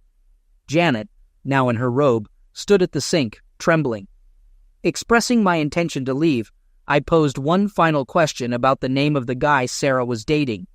She reacted by pleading with me not to ask. In her distress, she threw the second cup across the room, causing it to crash against the tiled wall behind the sink. In a hurried manner, she provided the name as Kelvin, specifically mentioning Calvin Bostic. She informed me of her return later in the afternoon and instructed me to clear out my belongings before then. She mentioned her mother staying with the girls temporarily and assured assistance in retrieving any items I couldn't fit in my car. She emphasized not to contact her and requested informing her mother of my whereabouts. She remained still, offering no further words as I walked out the door. Of course, I had no idea what to do next. I decided to go into the office and see Billy. I considered him a friend and believed he should know what was happening. It was easy to deduce that Sarah met Calvin at work and became friends with him. Ken was likely Calvin's friend in need of a date. I might have simplified this a bit, but I thought it was close enough. Billy was absent from the office, probably engaged in some form of betting or similar activities. I called him on his cell phone and shared the distressing news about Janet and Sarah having boyfriends, revealing that the supposed meetings and Tupperware parties were actually social gatherings. He questioned the credibility of the information and found it hard to believe. I suggested asking Sarah about a guy named Calvin Bostic, who worked with her and Gilbert, as I suspected she might have introduced Janet to someone from their workplace. Billy expressed disbelief upon learning about Calvin Bostic, as they had graduated together. I also mentioned a guy named Ken Sanders, describing him as a tall, skinny individual. I shared my belief that Janet would likely warn Sarah soon, as she had given me various excuses before finally confessing. After our conversation, I went to HR to request a short leave, finding it impossible to focus on work. It took only 10 minutes to transfer my tasks to another draftsman. Meanwhile, Janet's cell phone rang, displaying Sarah's name on the caller ID. I answered the call, pretending to be Janet, and inquired about the situation. Sarah apologized, thinking she was calling Janet, and mentioned that Billy had received information at the office. Expressing my anger and disgust, I asked Sarah to clarify what someone had said to Billy. She revealed that she intended to take Janet home and suggested that bothering Janet at that moment was not ideal, as she was busy packing her belongings. Surprised by this revelation, I questioned the reason for packing and learned that Janet planned to return to live with her parents temporarily. Enjoying the pause on the other end of the line, I smiled, imagining the scenarios running through Sarah's mind. In response, I advised her to inform Calvin about Billy's impending arrival, implying that he might appreciate a head start. Sarah reacted with shock and disbelief, exclaiming, "No, God, no," before hanging up. This woman's nerves. We only had one credit card, so canceling it was no problem. We also had an ATM or a debit card. It took me 5 minutes to change the PIN number. I had no idea what to do with the checking account, so I just ignored it for now. In any case, I needed it to pay utilities and other bills. I just hoped Janet didn't take any receipts with her. The cell phone rang again, but this time, it was my phone. Billy chased Calvin Bostic out of the Gilbert building and caught him in the parking lot. He was in jail and wanted me to tell his brother from Lancaster to come and post bail for him. I called his brother. There was nothing more I could do for Billy, so after lunch, I went to Taco Bell. I visited my mom and dad, explaining everything to them. Mom was more than willing to watch the girls for a while. She stayed with me during the week, and the twins stayed with them on the weekends. Now it's time to visit Ken Sanders. The guys in Gilbert's drafting department were eager to tell me about Billy's visit that morning. The drafting department overlooks the parking lot, and they saw everything that happened. Billy caught Calvin before he could get to his BMW. He threw him over the hood of one of the cars and started smashing his face. The guards followed them and tried unsuccessfully to get Billy out. Finally, one of them punched Billy in the neck with a stun weapon. He wasn't home yet when they put him in the police car. They had to take Calvin in an ambulance. One of the guys showed me the office where Ken Sanders worked. It was empty. Looks like old Ken quit suddenly this morning. We walked past Sarah's desk. She wasn't there either, but it looked like she was still working there. 10 minutes later, I found out Ken's home address and headed to the parking lot. It was a small ranch with no garage. There was a white Lexus in the driveway with the trunk and back doors open. As I approached the door, Ken Sanders came out with an armful of clothes. He dropped everything and rushed back into the house. As soon as he saw me, I tripped over the things he dropped and managed to see him exit out the back. As I entered, I had to laugh at his reaction. Damn, I wasn't like Billy. I was a good guy. It looked like the kind of place that would be rented fully furnished. That's why he didn't have a truck. In another 10 minutes, he would have finished and left town. I was looking forward to talking to Ken, but I didn't want to chase him. I looked around the room for anything interesting and got a few pleasant surprises. The first thing I picked up was his cell phone. It lay on the table in the living room next to a folder containing his passport and some personal documents. There was a cute little laptop computer on the dining table. I couldn't find anything else, so I packed up the few goodies I had and left. I didn't want to do anything that could be considered criminal, so I resisted the urge to crash his car. This was beautiful. I believe it might be considered a crime to take items from the house, but he left the door open, and anyone could have taken them. Unable to restrain myself entirely, I let the air out of just one of his tires. He'd need to empty the truck to access the spare tire, and I'm sure he'd do it with one eye on the street, searching for me. I'll retrieve it later. He got the message. I went to the prison to see Billy. His brother and he were occupied with legal matters, so I just waved and smiled at him. It seemed he had everything under control. Mom was already at home and dinner had started. We chatted briefly, and then I brought the things I bought from Ken into the office where my computer and belongings were kept. Before I could examine them closely, Beth and Britt returned from school. I decided it would be best to inform them about what was happening before they inquired. I didn't get a chance. Bethany eagerly greeted me, questioning why Grandma was present and inquiring about Mom's whereabouts. I explained that Mom and I decided to take a break from each other, and she would be staying with her parents for a while. Brittany seemed pleased with the news, claiming victory in a bet with Bethany. She gloated about winning and explained that their argument revolved around Mom cheating on me. Bethany, however, denied ever mentioning anything about Mom cheating, asserting that they were not naive and knew what was happening. She admitted that Brittany was right and that Mom was indeed cheating on me. Expressing surprise at how I found out, she criticized me for being slow and too trusting. Brittany, in an unusual gesture, placed her hand on my shoulder, attempting to console me. The situation was surreal. A 12-year-old girl trying to comfort her father in the midst of a family crisis. One Saturday, when Mom and Sarah said they were going shopping at King of Prussia, Mom wouldn't let Britt and me go with her. She said it was an adult shopping day, and she would compensate us for it later. When we got to school on Monday, 2 kids said they saw her with a guy in Nobles Grove. We called them liars, but one of the girls had a photo on her cell phone. It seemed pretty trivial. I thought there must be an explanation, but Britt said she was cheating. "Why didn't you tell me anything?" They both just shrugged. A couple of weeks later, Tracy Mercer's parents saw Sarah, Mom, and 2 guys at TGI Fridays in Allentown. They told Tracy about it when they got home. I sat dumbfounded. Thank God Grandma invited us to dinner. We didn't discuss the issue during dinner, and I apologized before the dessert arrived. Luckily, the twins decided to leave the topic for the rest of the night. I felt relieved. I had just started examining Ken's laptop when his cell phone received a text message. The message read, "Daxry 4 Sinaf ULYJ, Dear Ken, sorry for the trouble. Love, Janet."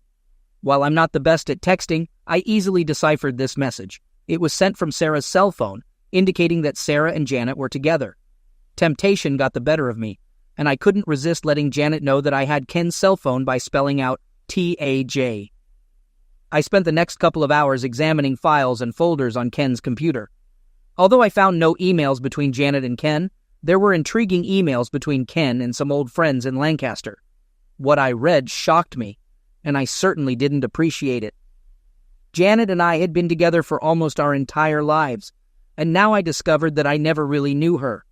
In less than a year, she seemed to have become closer to Ken than she had with me in almost 20 years. As I replaced the cartridge in the printer, I noticed tears streaming down my face. This wasn't my usual reaction. Her deception had hurt me, and now I felt the salt in the wounds, perhaps because of my tears. I printed out several emails and a dozen photographs. I would have taken more photos, but I ran out of expensive paper. There were no explicit or suggestive images. All of them were suitable for mixed company. Beth poked her nose in the door and asked if she could call her mother. I didn't feel like I could refuse. My mother was with the twins while they talked to Janet, and she overheard everything. She didn't eavesdrop, but it seemed like the girls weren't trying to hide anything. Mom later told me that they didn't cut Janet any slack and blamed her for the whole problem. The conversation lasted less than 5 minutes. The emails were extremely interesting. Ken applied and got hired as an engineer for an alternative energy project in Spain. His start date was in 6 weeks. Apparently, he didn't inform Gilbert about his departure. I'm sure Sarah knew, but no one else mentioned it. He had all the documents ready for the trip, except for my passport. I'm sure he could find a replacement, but he better hurry if he wants to set a start date. I guess he could always go to the police and report that I stole it, but I didn't think he would do that. He hasn't booked his plane tickets yet. One of the letters to a close friend explained a lot. Janet planned to get a divorce after joining Ken in Spain. She realized that I would never allow her to take the girls out of the country, so she was going to declare me an unfit father. The letter didn't go into detail about how she was going to achieve this, but it did indicate that it would be severe enough to revoke my visitation rights for the twins or custody. It was completely despicable. Ken wrote this letter, so it was all hearsay. I would have liked to have received something original from Janet, but I had to make do with what I had. I printed out several copies of this letter. Mom fell asleep watching Leno, so I sent her to our bedroom. The girls have already gone to bed. I fell asleep on the couch, and there were 4 empty beer bottles on the coffee table. I woke up to the smell of fresh coffee and bacon. Mom always prepared a good breakfast. The girls were finishing their cereal when I approached the table. I had to endure some good-natured teasing before I could start cooking the eggs. The conversation was casual until it was time for the bus. I expressed my concerns to the girls, informing them that their mother might try to separate us by labeling me an unfit parent to retain custody of them. I emphasized my openness to shared custody for their happiness, but clarified that I wouldn't give up my right to be with them. I urged them not to choose sides, but to be cautious and not believe any falsehoods. Brittany assured me that they were smarter than I thought and that they loved Mom but wouldn't let her damage me. She smiled, and Beth gave me a thumbs up before they left. After their departure, Mom refilled my cup and joined me at the table. She encouraged me to relax, assuring me that everyone was on my side. Following a shower and shave, I dressed slightly nicer than usual. Leaving the house with 3 mobile phones felt peculiar, and I made a mental note to purchase the cell phone charger that Ken had given me. Though I probably wouldn't need it, I preferred to be prepared. I checked in at the Family Services office and awaited the caseworker's call. Upon receiving it, I was surprised to recognize the woman who assisted me. Jody Mitchell, whom I hadn't seen in over 10 years, greeted me with a remark about our shared past in high school. She remembered me from those years when she was part of the goth group that stuck together, facing ostracization, particularly from athletes like me. Though she looked normal now, I couldn't forget her pink hair, black lipstick, and dark eye makeup. The sign on her desk read, J. Mitchell, indicating she likely hadn't married. 12 years ago, I could understand it, but today, she looked normal. "John, what can I do for you?" Her question interrupted my train of thought. I stuttered a bit and acknowledged Jody's appearance, to which she chuckled at my awkwardness. I apologized if my words had been embarrassing, and she reassured me to relax. She shared that halfway through college, she realized she could face the world authentically without a false facade. Jody mentioned she had been what I might call normal for almost a decade now, feeling much more comfortable this way. However, she acknowledged sounding patronizing at times and apologized for her difficulty in keeping her foot away from her mouth. Moving on, I asked Jody if there were any files or reports on me. She confirmed there was nothing under my name or Janet's, indicating that it seemed we were providing for our children rather than mistreating them. I affirmed having 12-year-old twin girls, Bethany and Brittany. Shifting the conversation to the main issue, I explained that my wife planned to leave me and take the girls with her. Jody acknowledged the commonality of such situations and inquired if there was a specific reason for her actions. I pointed out that there were no supporting documents or accusations in their records, expressing concerns about potential setups. Jody explained that their computer not showing anything didn't mean I was in the clear. She suggested my wife might be gathering information, like medical records or police reports, before reporting to their office.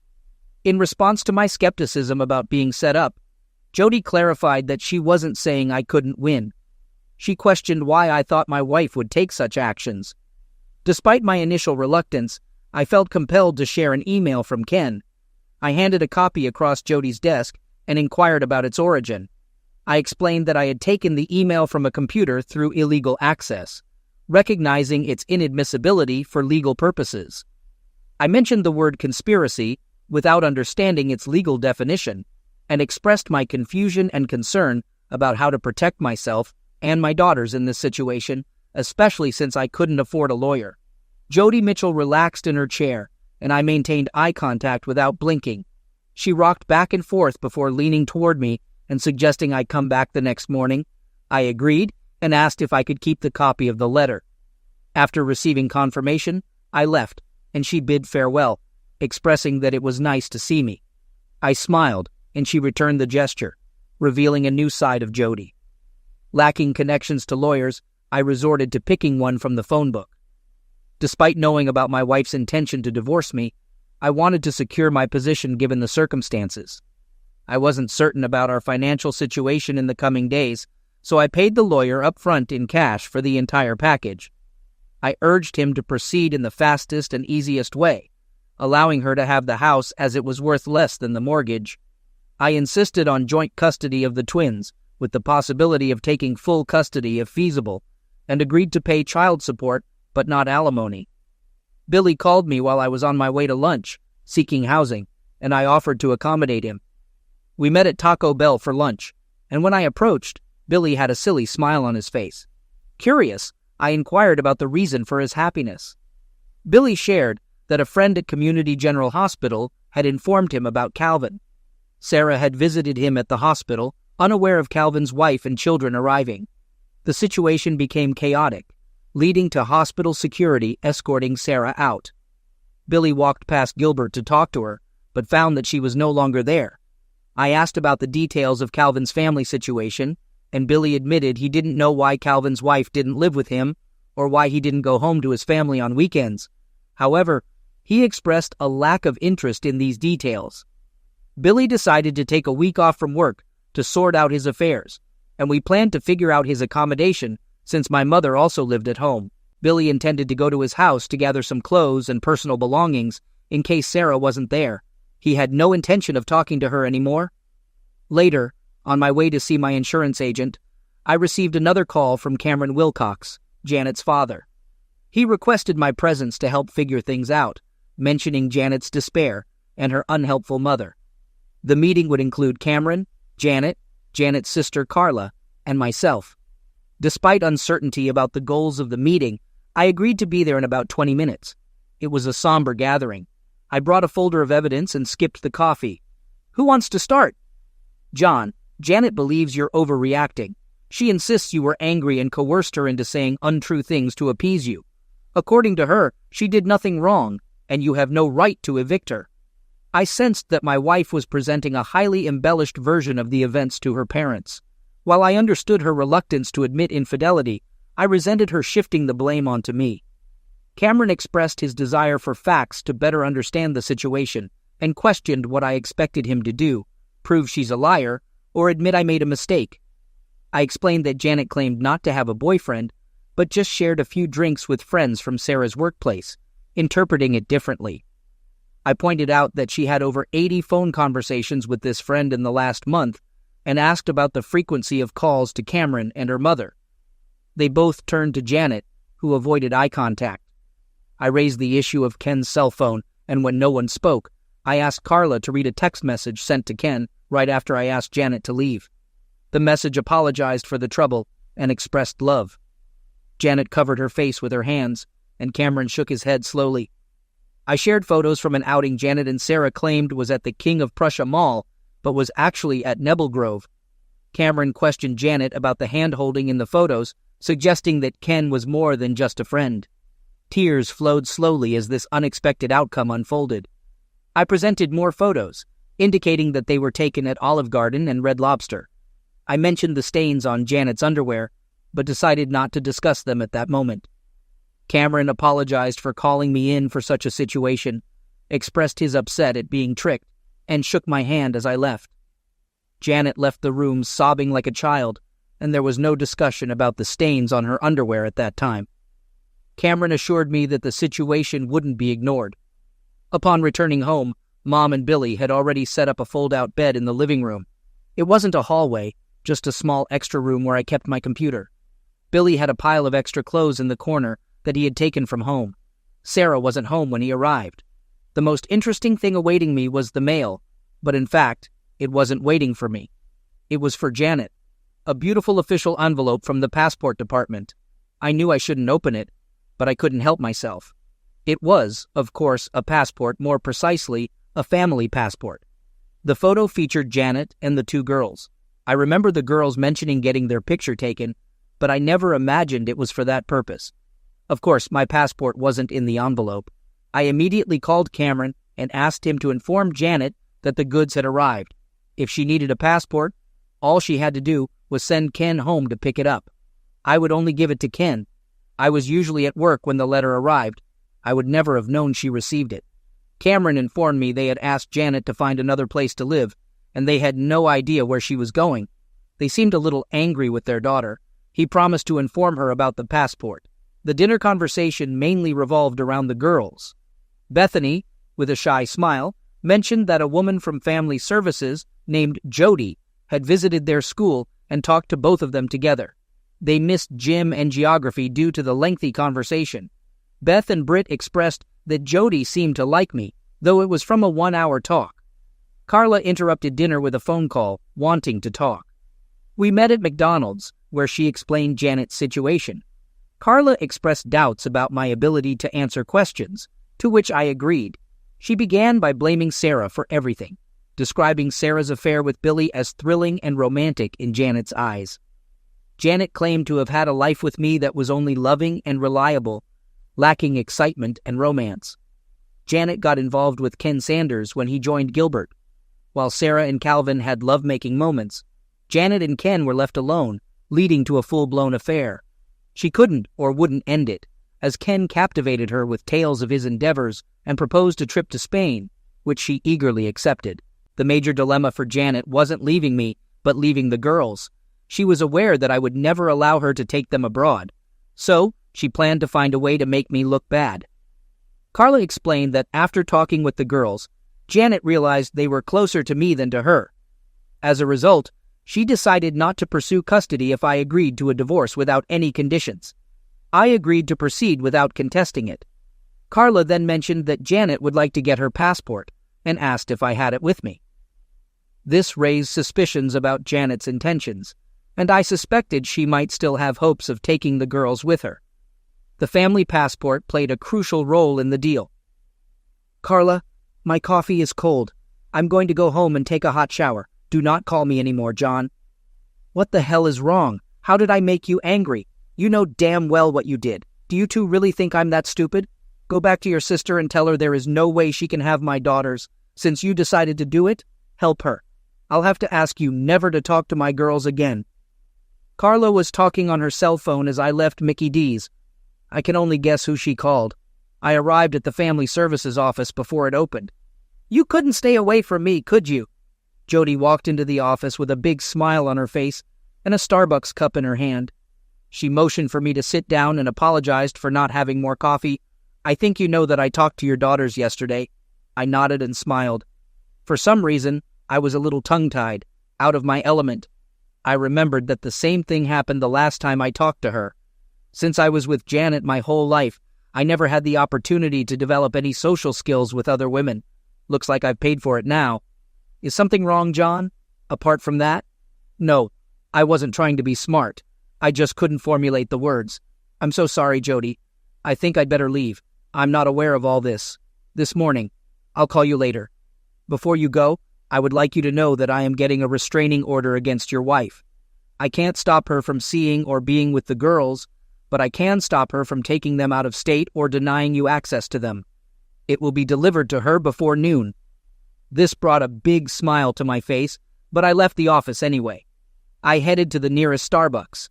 This coffee definitely smelled good. Until today, everything was under control. Now, I felt disheartened and bewildered. I drove around aimlessly for a while before heading home. Billy informed me that Sarah had relocated to her parents' house near Afrida, so he was only returning to his place until he could sell or rent it out. He spent the morning at the bank, the insurance company, and the law office, hoping to secure some money from Gilbert. Unfortunately, they had no company policy against fraternization, making his efforts an uphill battle, as his lawyer explained. Passing by the hospital, he discovered Calvin was being discharged. Calvin's wife, in the process of completing her discharge paperwork, intercepted Billy, expressing her gratitude for his assistance and explaining her attempt to persuade Calvin to drop the charges.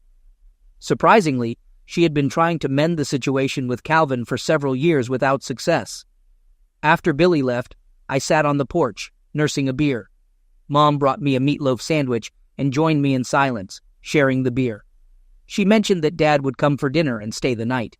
When Jody Mitchell arrived, Mom retreated into the house. Jody sat beside me, declining the cold beer I offered. We sat in silence for a few moments before she spoke. "I served Janet's papers about an hour ago. She was quite upset, by the way, staying with her sister. I finished the long neck I was holding. It may seem good, but why do I feel so bad? In such situations, there's nothing good, John, just less bad." I pulled out another beer, hesitated, and returned it to the refrigerator. "Could you come in and explain all this to the girls? I get along with them, but no matter how carefully I phrase it, it might sound like I'm blaming their mother. I fear it could push them away. How about 7 tonight?" I nodded, and she stood up, walking to her car. Halfway there, she looked back, a positive sign, and I smiled. She smiled back. Jody visited that evening and spent considerable time with Beth and Britt. Billy and I busied ourselves searching his house, removing anything that belonged to or reminded him of Sarah. Jody began frequenting our house several times a week, spending as much time with my mom as with the girls. I noticed she was avoiding me. While this suited me, I was curious. One evening, after the girls had gone to bed, she sat beside me. I felt the need to talk to her, but she initiated the conversation. She asked if I had any wine, preferably with a cork. I explained that I had wine, but they all had screw caps. She found it amusing and requested something red, so I poured a bottle into a container that resembled more of a jug. As we drank, I gathered the courage to discuss the girl's well-being during her visits. She mentioned that the twins were fine and didn't necessarily need to see her. Surprisingly, she clarified that she visited to see me, not the girls. I was confused, as she rarely engaged in conversation during her visits. She admitted that she thought I might have a rule against fraternizing with clients, which we both found amusing. To lighten the mood, she brought up the topic of tattoos and expressed surprise that I hadn't asked to see hers. I confessed that I had 4 tattoos from my high school days, 3 of which were easily visible, and 1 more discreet. She playfully suggested a game of finding the tattoos, maintaining quiet to avoid waking the girls. The 4th tattoo was in a secluded place, and I admired her for a while before she left, apparently before the twins woke up. However, I sensed they might have been aware of what occurred. I instructed my lawyer from the phone book to finalize and deliver the divorce papers. Janet, still residing with Carla, received the papers, but there was no response. Several more weeks passed, and my father's health declined.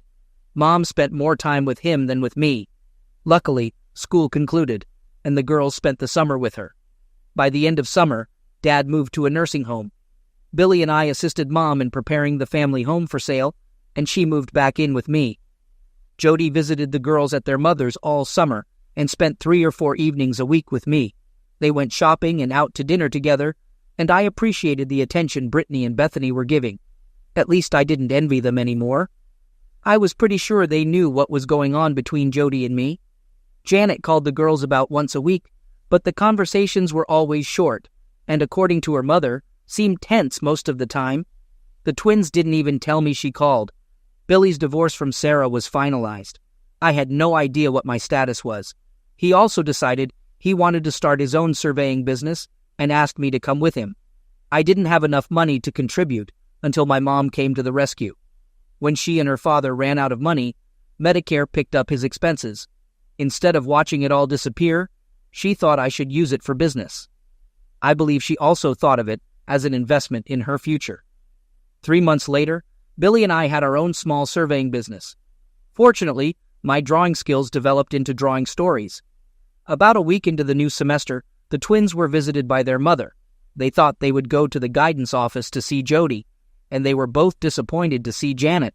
They tried their best to be polite and respectful to her, but they still couldn't. She told them she loved them both and was sorry things turned out the way they did. She was going to Spain to see the windmills and would send them some postcards. She promised to call them every year on their birthday and send them amazing Christmas gifts. They said she cried when she left. Janet never called me to tell me she was leaving, but the next week, her parents showed up at the house. They apologized again for what Janet did, but made no attempt to defend her or justify her actions. Brittany and Bethany were their sole grandchildren, and they desired the opportunity to see them. I had no qualms about their request. They conveyed that Carla felt too ashamed to approach me, torn between her sister and her parents. 2 months later, my divorce was officially concluded. Jody and I opted to celebrate at Red Lobster. It was a rare evening without the girls, who seemed content. In fact, I believe they were somewhat elated. We spent the night at a local Holiday Inn. The twins welcomed me back with delight at 10 o'clock the following morning. Though they didn't voice it, they smiled from ear to ear throughout the day. A year later, everything was going well, but unfortunately, my father passed away. Mom considered relocating to Florida with her sister, but was reluctant to leave the girls. The twins thought their grandmother should depart, but proposed that Jody take her place, even if she couldn't cook as well as my mother. They also insisted they were old enough to have separate rooms. It was an evident and viable plan. The girls received birthday cards from their mother, but there was no phone call. She also sent numerous postcards, all depicting Spanish windmills, I wasn't sure of the significance. For Christmas, she sent 2 stylish embroidered dresses, unaware that the girls were entering their teens and might experience a growth spurt. Surprisingly, they didn't mind that the dresses were too small. Gilbert Engineering became our major client. Billy was pleased to discover that Calvin was now teaching electronics at Lebanon County Vocational School, a significant downgrade. Calvin was no longer married, and Sarah remarried and relocated to California. Ken Sanders didn't last 6 months in his new job, now working in the States, but his whereabouts remained unknown. Billy sought information through his high school's alumni association. My best friend always believed I got away with Ken too easily. Strangely, the girls continued to receive postcards featuring windmills, with no specific information, just general sentiments. Cameron informed me that Janet called them several times from her job at a travel agency in Barcelona. She never mentioned Ken or disclosed details about their past. Jody and I quietly got married in Maryland. A year later, she was expecting, and Brittany and Bethany were as thrilled as we were. They looked forward to having a goth sister, sharing a private joke that they never let me in on. The significance of Spanish windmills remained a mystery to me.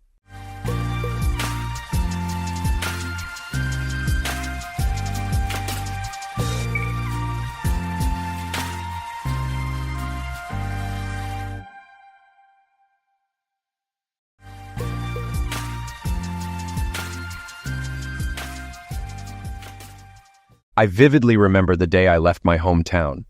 It was a crisp autumn morning, and the air was filled with the scent of fallen leaves.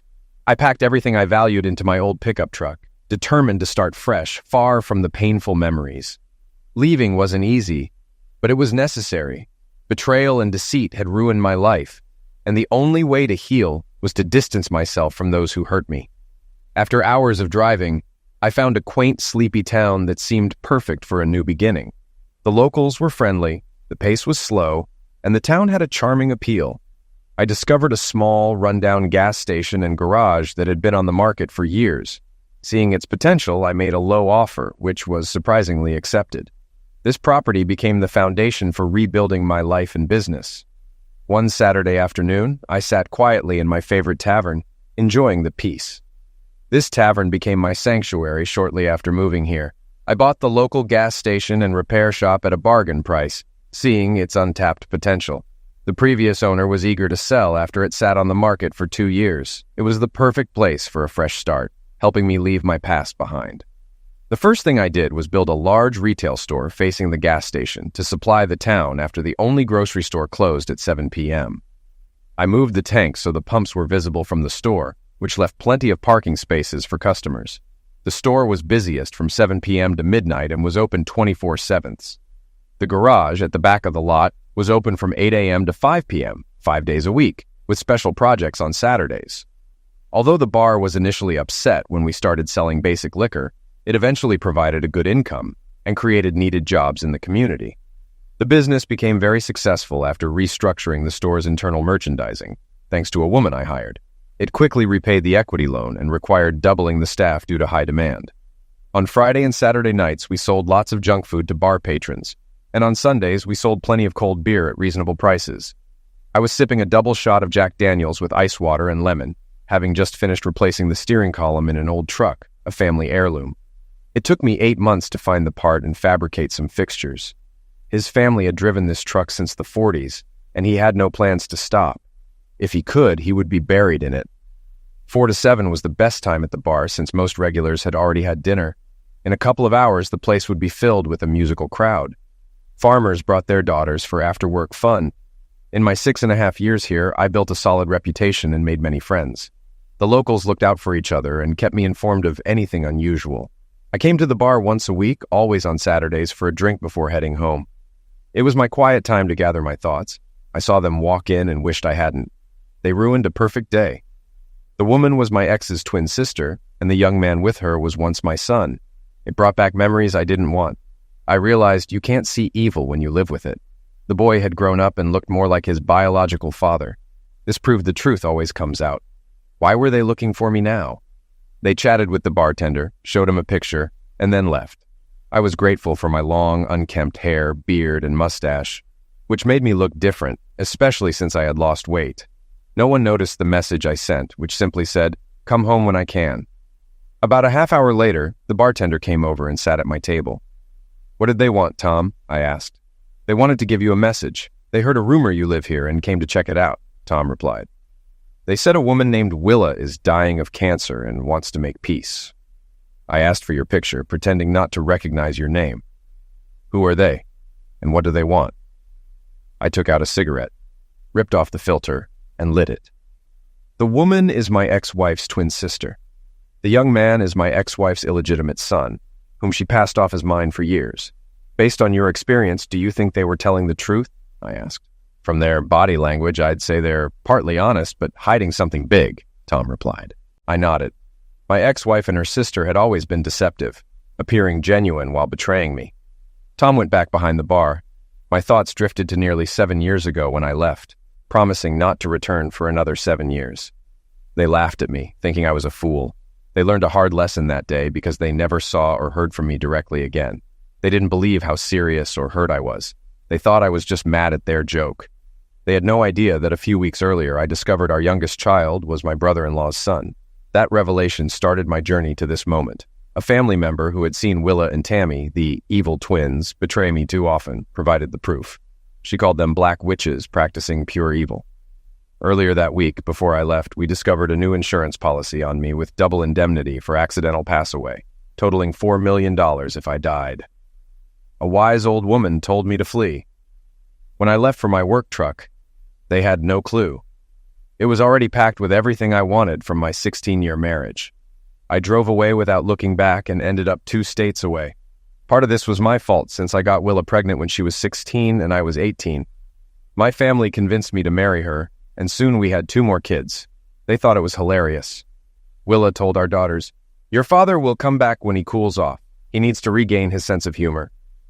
A few hours later, a sheriff's car arrived at the house. Willa greeted him at the door. "Are you Mrs. Willa Racine?" he asked. When she said yes, he replied, "Mom, you've just been served." She laughed, thinking it was a joke. But when she opened the envelope, she realized I had dissolved our marriage without a second thought. The Grand Dame told me she was shocked. My attorney listed all our assets and liabilities, including a DNA report showing the affair lasted a year. The divorce petition included details, receipts, and photos from their hotel meetings. In the envelope was a letter revealing I was suing her husband for child support, infidelity, and defamation. Their laughter stopped.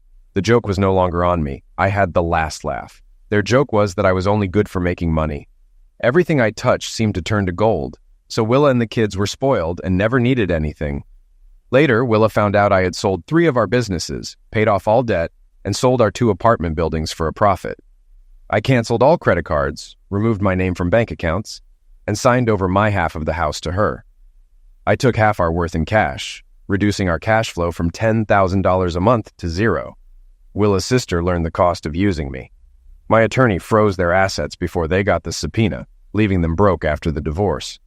My attorney called Willa in after the divorce and reimbursed her for 1/4 of their losses.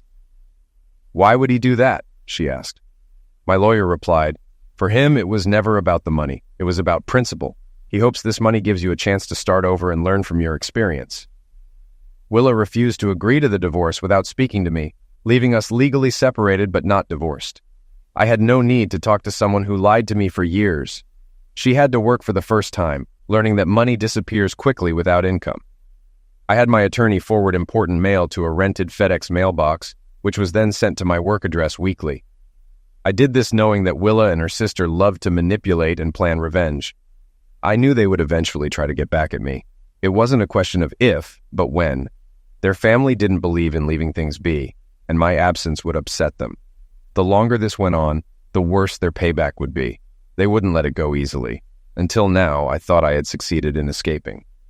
With Tammy's appearance, I realized their game wasn't over. I finished my drink and left through the back door, in case they were watching the front. I crossed the empty lot behind the house and walked around the block to my pickup. As I was unlocking the door, a man approached and said, "You're a hard man to find, mister." "Arthur, Seth Racine, no doubt," I said. "How do you know that? My name is Peter Edwards." "Your oldest daughter, Connie, is my wife," he replied.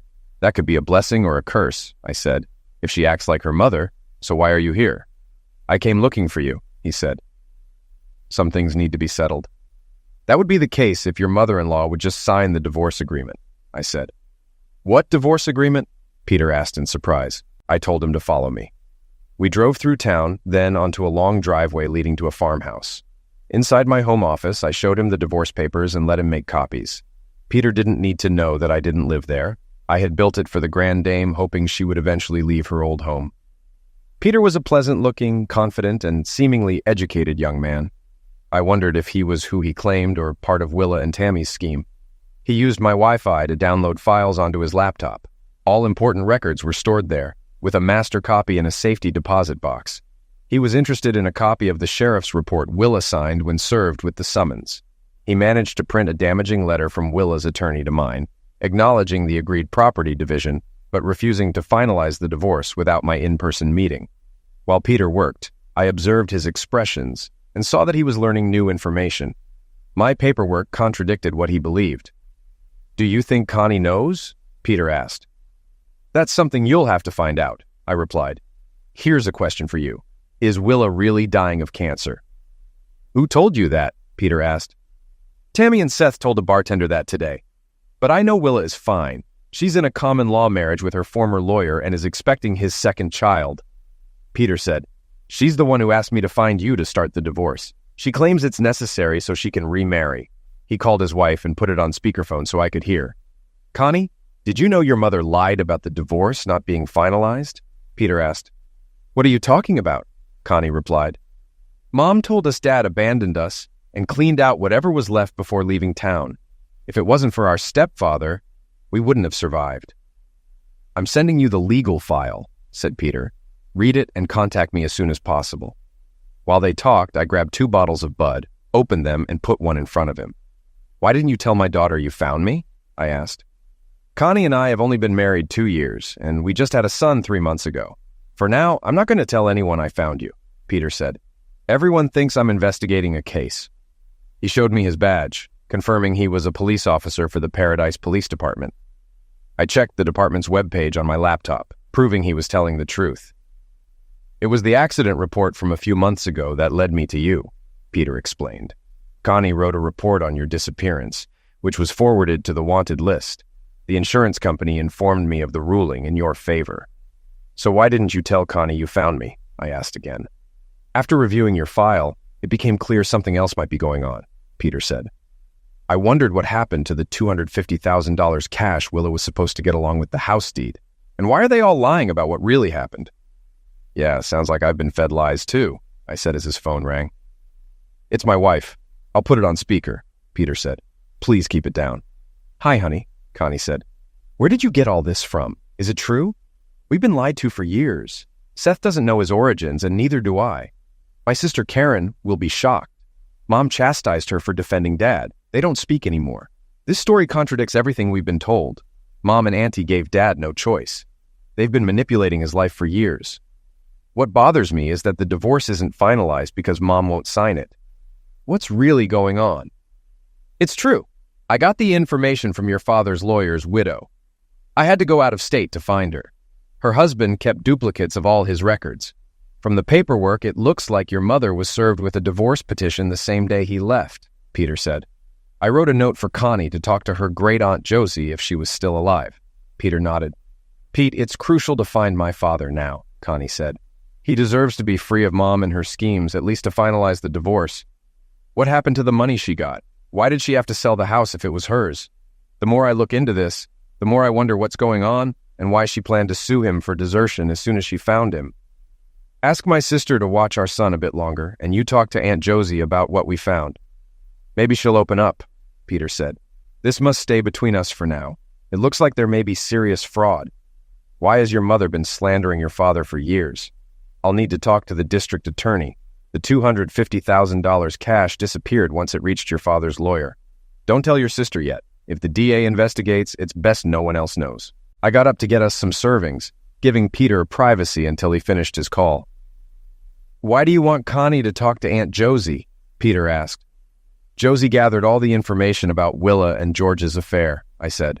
"She never married but watched over the family like a mother, raising her only daughter. Being a single mom changed her perspective. She thought Tammy and Willa conspired and used George and me, but their ultimate goal is unclear. If it's true, why? Peter asked. Aunt Josie's granddaughter Jody wants her to move in with her, but Josie insists on waiting until the truth comes out. Jody visits with her 2 sons. Jody leads a very withdrawn life, I said. Socializing with Willa and Tammy takes a toll on everyone. They've used people most of their lives. It wasn't until Josie gave me the material that I realized this. Do you want to ask me about your children before I leave? Peter asked. Not until I know you're who you say you are, I replied. This could be another part of their game. Look into the sudden pass away of my lawyer, because if she's planning to sue me, what makes her think she can win? Peter's face turned white, realizing what kind of people he had married. We decided to trust each other enough to exchange numbers. He promised to keep me informed. I walked him to the door, shook his hand, and said goodbye. After he left, I cleaned up, locked the apartment, and took the long way home to ensure I wasn't followed, giving me time to think. My life had improved since putting the past behind me. Did I want to relive it all again? Knowing Willa and Tammy, I had to prepare for what was coming, as they'd go to any length for money. As soon as I walked through the door, 2 little kids grabbed my legs. I picked up my 3- and 4-year-olds, the apples of my eye, just like their mother. I felt blessed to have all 3 of them in my life. My wife, Jody, called out that dinner was almost ready, so I went to wash up. Over dinner, I told her about my day since closing the store. I couldn't have imagined my life turning out like this when I left Paradise almost 7 years ago. I promised my grandmother, Josie, that I would keep in touch, and I did, calling her every Sunday. About 1.25 years ago, she called me for help. Her granddaughter, Jody, needed to escape a failed marriage and find a safe place to start over. Jody, 10 years younger than me, had no children and lived on an army base out of state. I didn't know much about her, but I owed Josie and was glad to help. It took me a week to find and partially furnish a 2-bedroom apartment for her in a small town, which was nearly impossible without a friend's help. When I arrived to pick up Jody, she had quit her job, emptied her bank accounts, and packed her bags. Her husband was about to enlist in the Army after his last 2-week training exercise. I quietly arrived around 8 in the evening with a rented U-Haul truck. With the help of a few neighbors and friends, we moved everything she wanted into the truck. I left her town in under 4 hours, refusing to say where I was from for safety. As we drove back, Jody and I started to get to know each other. Late that night, she got a call from her grandmother. I smiled when she said, "Yes, Grandma, Art picked me up. You could have warned me he's a wild bushman who might look half decent if he cleaned up." The next day, Josie contacted Jody's attorney to have all her legal documents sent to my FedEx box. Jody warned that her soon-to-be ex-husband could cause trouble, so I took steps to protect her. Jody then took over managing my store and proved to be an excellent manager, making successful changes and prioritizing customer needs. Her personality attracted many new clients, and she established a well-organized, problem-free staff. Josie had to get a restraining order against Jody's ex due to his constant threats. He was dishonorably discharged and moved back to my old hometown, thinking Jody would be there. To keep unwanted attention at bay, Jody wore a diamond ring, which helped her adjust to her new life. She handled banking and bookkeeping, gaining everyone's acceptance as I had introduced her. Jody's honesty and personality made her wonderful, and her long black hair was often hidden from her face. When asked about her ring, she replied, "I'm sure you'll figure it out," sparking rumors that she was my future mail-order bride. She started bringing me lunch on Saturdays, as I often forgot to eat while working, resulting in weight loss. Our relationship grew naturally. Everyone assumed we were a couple, and Josie kept us updated on events back home. We became curious when we learned Jody's ex was friendly with Tammy. The day Jody's divorce was finalized, our relationship deepened. We celebrated with friends at the local bar, sharing our first kiss during a slow dance under dim lights. 6 months later, we moved in together. While the kids were bathing, I shaved off my beard and mustache, leaving only stubble. The kids watched in amazement.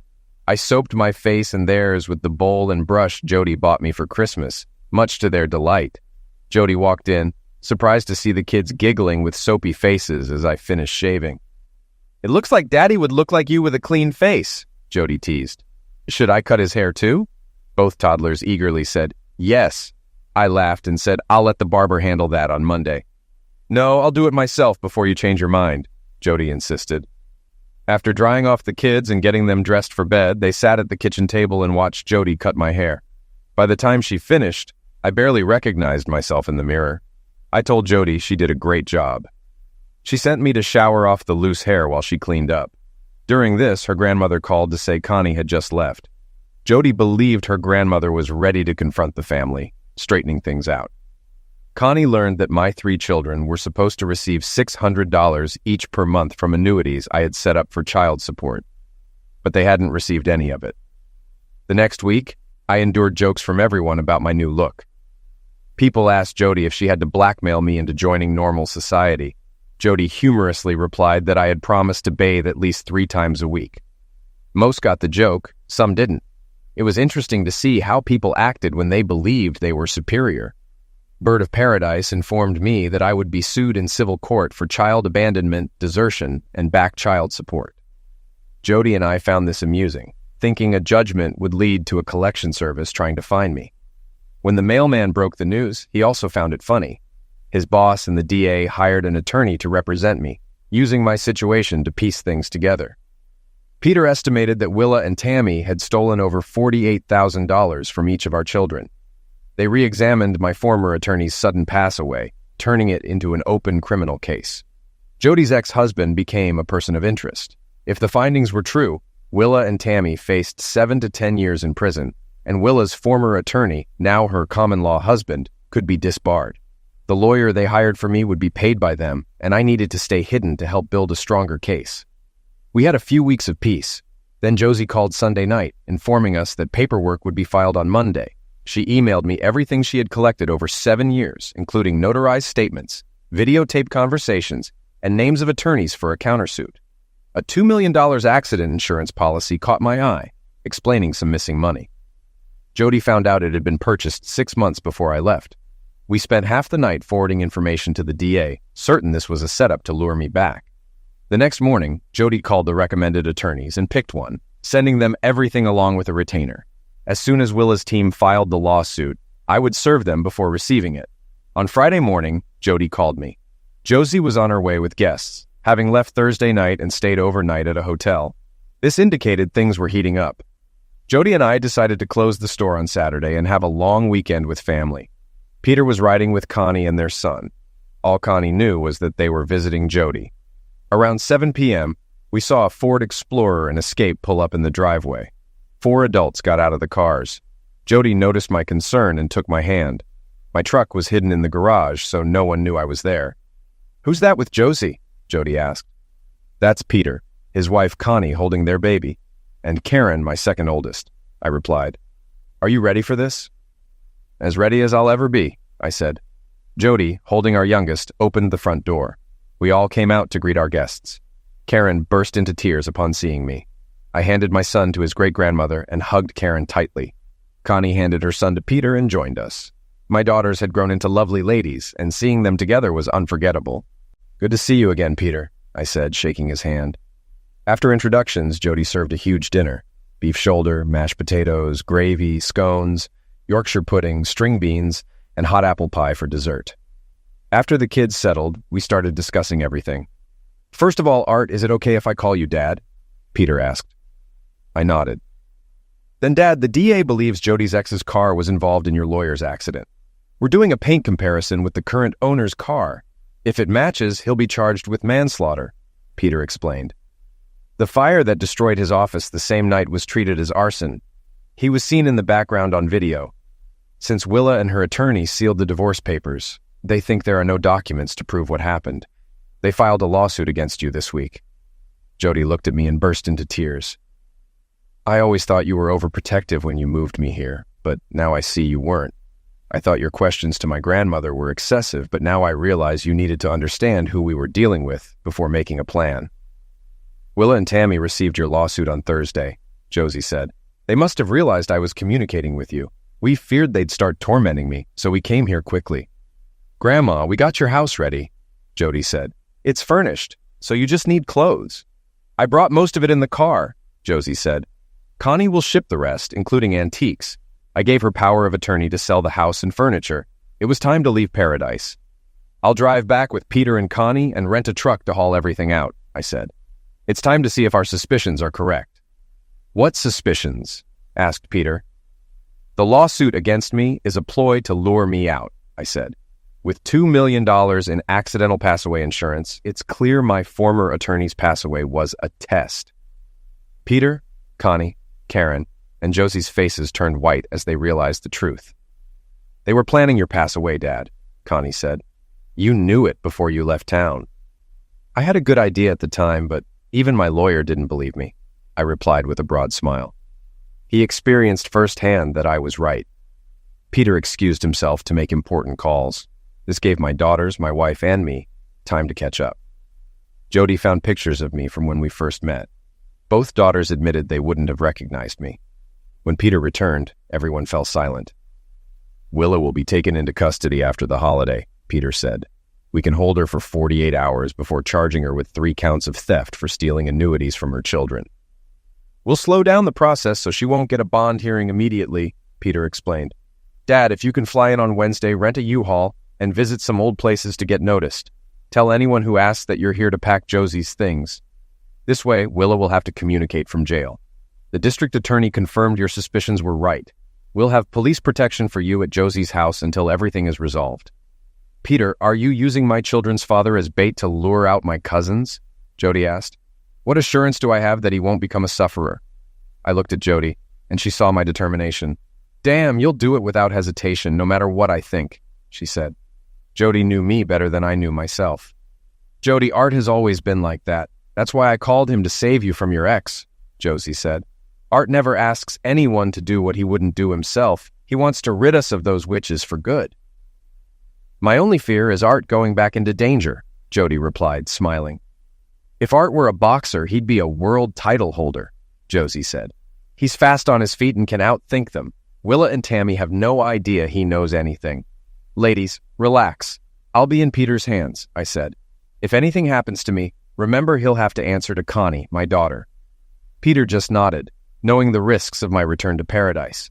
Later, while the women were deep in conversation, Peter and I talked. The DA thinks Jody's ex will make his move once he knows you're in town. He'll be furious knowing you rescued Jody from her terrible marriage, Peter said. Willa will learn you're here from a planted informant in the city jail early Thursday morning. If he's caught in the act, will he spill everything to save himself? I asked. Based on his military background, he's always admitted responsibility when caught. He's a follower, not a leader, so I expect him to give up easily. He sticks with Willa and Tammy because he's easily manipulated, Peter replied. The sign read, Welcome to City of Refuge, population 34,823. It confirmed that the city council had declared the laws of the United States didn't apply here. It was like the Wild West, with justice depending on what the local authorities decided. Law-abiding citizens were prosecuted, while illegals were ignored, reflecting a skewed version of progressivism. The working class paid for the sins of others to please those in power who wanted lower wages and cheaper labor. Many actions were taken to provide that opportunity, requiring those in power to look the other way. Not much had changed here in almost 7 years.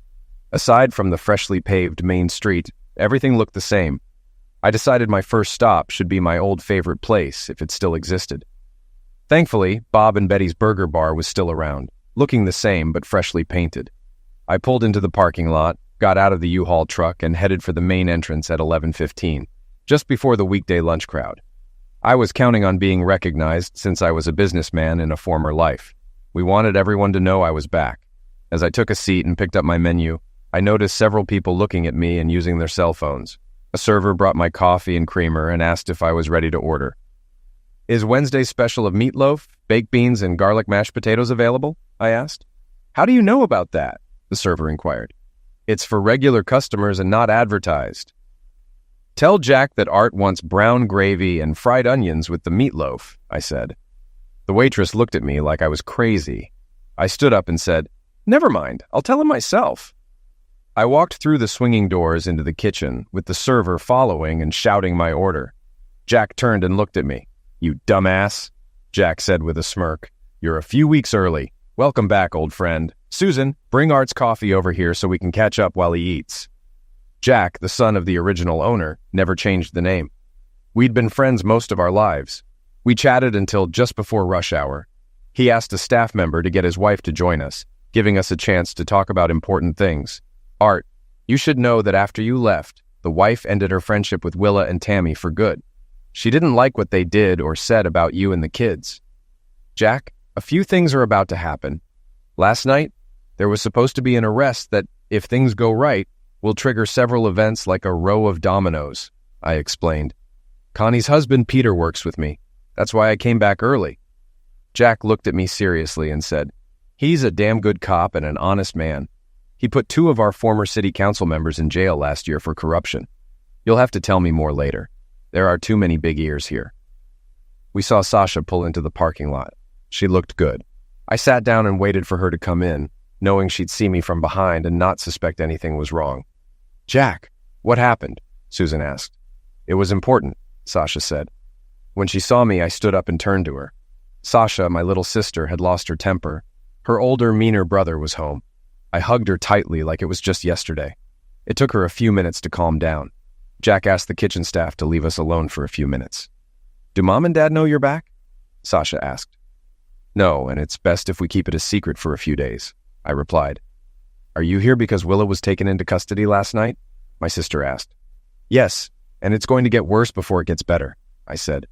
"Once I settle in, I'll be under police protection. The police are now looking at my former lawyer's pass away with new eyes, believing it's connected to the arson attack on his office."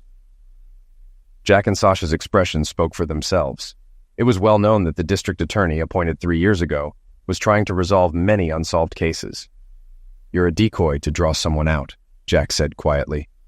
"If this is correct, the arson, liquidation, and several other crimes will be solved in the next few days," I replied. "This was all done to force me back to the city. Willa's arrest and my sudden return will disrupt a carefully planned conspiracy." "What's behind all this?" Jack asked. "A $2 million insurance policy with double indemnity on accidental pass away," I said. "Insured on me." My sister said, as we walked out of the restaurant to my rental truck. We were chatting when we noticed Tammy pulling up beside us. "Where are you staying?" my sister whispered. "At the Grand Dame's house. I'll be moving her stuff to the new house," I said. She wanted to be away from whatever was about to happen. Josie left town. "Why?" Sasha asked. "She wants to be near her granddaughter and our 2 sons," I answered with a smile. "Jody and I have been together for over 5 years. We have 2 boys who recently turned 3 and 4. My sister was in complete shock. "How did you and Jody end up together?" "Josie and I stayed in touch the whole time," I explained. "When Jody needed help leaving a failed marriage, her grandmother called me. I moved her to my place. We believe her ex caused my lawyer's pass away and the fire at his office." "Do Tammy and Willa know you're aware of what's happening?" asked Sasha. "No, but they'll find out soon enough when they start making their moves," I replied as Tammy approached us. "Art, I need you to drop part of your lawsuit against us," Tammy said. "The district attorney will charge Willa within 48 hours. Unfortunately, my attorney says we can't do that because Willa filed a new divorce petition claiming desertion, abandonment of the child, and back child support," I said. "Until the court rules on her claims, everything has to stay as it is." "You can't say that. How will we bail her out with no assets?" Tammy asked. "You have a court order freezing everything?" "Maybe your father could help by putting up his house as collateral," I suggested. "After all, you're both his daughters." Tammy turned and walked away, disappointed. "Willa and Tammy's father has nothing to do with them," Sasha said. "Not since he found out about Seth's true origins. He says they turned out just as bad as their mother." That brought a smile to my face. Finished with that, I got in the U-Haul and drove toward Josie's house, stopping to pick up packing materials. 3 hours later, I was backing into Josie's driveway. Using the large mirror, I parked close to the garage door. Once outside, I locked up before entering the house. I checked to make sure nothing had been touched inside. Josie said she left the curtains open, but they were closed. I texted Peter to ask if he had closed them. He replied that police officers in the house might have done it. Knowing this, I unlocked the front door and went inside. "Mr. Racine," the officer said, holding out a cell phone. "Peter Edwards wants to speak with you." "Hi, Peter," I said. "Looks like those who need to know." "No. Tammy talked to me at the burger place after I finished my long lunch. She wanted me to lift the lien on her sister's assets, and I refused." "I heard that," Peter said. "We taped Willa and Tammy discussing their plans. Jody's ex, Brad Press, came up a lot. Willa told Tammy to let him know that you know where Jody is. That should motivate him to do what we need. Our hunch was right because Brad showed up not an hour later. Willa told him where you were staying.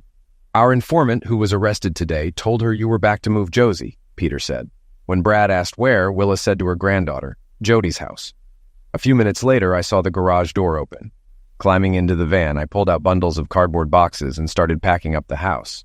At 6:30 p.m., the pizza from Papa John's arrived. When the delivery driver knocked, I opened the door. He asked if I was moving. I said no, just helping a friend. Brad made his move around 11 p.m. Using a tire iron, he picked the front door lock and slipped inside. Seeing a light in the kitchen, he headed there, pulling a 9mm pistol from under his shirt. He found me sitting there drinking coffee. Hey, Art, Brad said. Willa and Tammy say hi. I'm here to find out where Jody is so I can visit her. Sorry, but I'd never tell my lawyer's eliminator or the man who burned his office, I replied. Before you eliminate me because we both know you will, how much were you promised from the insurance settlement? What makes you think I did it? He asked, taking the bait. Because you seem like someone they could manipulate into doing their dirty work. So how much of the $4 million on the accidental pass-away policy did they promise you? $4 million? They told me it was only $750,000, he said. I laughed and said, Did you know Seth is actually the son of Tammy's first husband? His face turned white. George and I have been manipulated and used by both twins for years. My attorney, working on my divorce, sued George and Tammy for everything they had. Brad's face went white. That's why I knew Willa suing me for desertion and back child support was a scam, I said. The divorce was finalized and just needed her signature. She manipulated me into coming back. That's when I put it all together. You're just another pawn they played. So ask yourself, what are their plans for you? My divorce only delayed their plan to eliminate me. You eliminating my lawyer put their original plan back in motion. You have a chance to set them back for years knowing them as we do. What does your gut tell you? It's hard to watch a fool realize he's expendable once he's no longer needed. I'm screwed either way, Brad said. The fact that your lawyer lost control of his car and hit a tree at 70 miles an hour is manslaughter. Manslaughter would get me life. You could get 5 to 10 for manslaughter, but liquidation is life. When I'm dead, they can claim you acted out of rage over Jody and didn't know what you were doing. Did they set you up to be a scapegoat? Most accidental pass-away policies don't cover liquidation. If you were in my shoes, what would you do? Asked Brad. You'd make a deal, turn in state's evidence, and hope your cooperation is taken into account. That way you'd get revenge on those planning to take you out, I said. Brad put the weapon on the table and said, Call the police. I said, Brad, turn around. They're standing right behind you. Connie watched her husband on the phone, wondering what was wrong. Peter had told her that her father was at Josie's. A late call on his cell phone woke them both up. While he was talking, she put the kettle on to make hot chocolate for them. When Peter hung up the phone, he was smiling. Your father surprised us all tonight. He talked Brad out of it and basically forced him to confess everything. The undercover cops videotaped the whole thing. Connie froze with surprise. How did my father do that? He told Brad some facts he didn't know, like the truth about Seth's origins, Peter said. I think your father convinced Brad that the insurance policy wouldn't pay out for liquidation. That was the deciding factor. Even I don't know if that's true, but it created enough doubt for Brad to accept the consequences of a lesser offense instead of life without parole. Aunt Josie always said your dad was a quick thinker, but this was unexpected. What does this mean for my mom and sister? Asked Connie. If Brad agrees to testify against them in court, they'll both be charged with arson, manslaughter, and at least attempted liquidation of your father, said Peter. Connie picked up her cell phone and called Jody to let her know. They made a plan. Josie would watch the kids for a few days because Jody was going to the airport. Connie would meet her when she got a text with her arrival time. After finishing the call, she explained everything to her sister. By then, Peter had dressed and was heading to the station to get Brad's signed statement before the night ended. I didn't wake up until 8 in the morning. The first thing I did was call Jack to get the front door fixed. He said he knew someone, and within half an hour they were there. The door was replaced, new trim and lock installed. The gentleman was just finishing when my daughter Connie drove up with Jody. Jody jumped out of the car and ran to me, tears streaming down her face. In that moment, I realized how much she had been through. Brad was taken into custody last night, I said. He surrendered to the police protecting me. I was never in any real danger. If that was the case, why didn't you call me? Jody said. Why did I have to hear about it from Connie? It was almost 2 in the morning when the police cleared out, I answered honestly. I figured I'd call you today. I put my arm around my wife and pulled her close.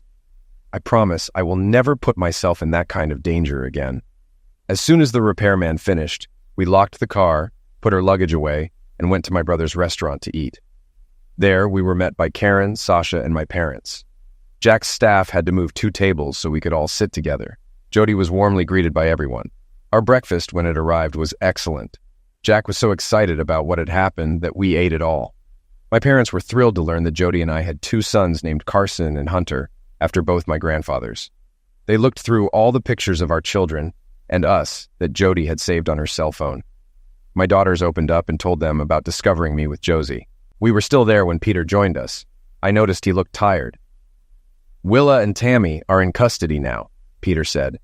Brad has confessed to everything, including his initial plan to eliminate his father.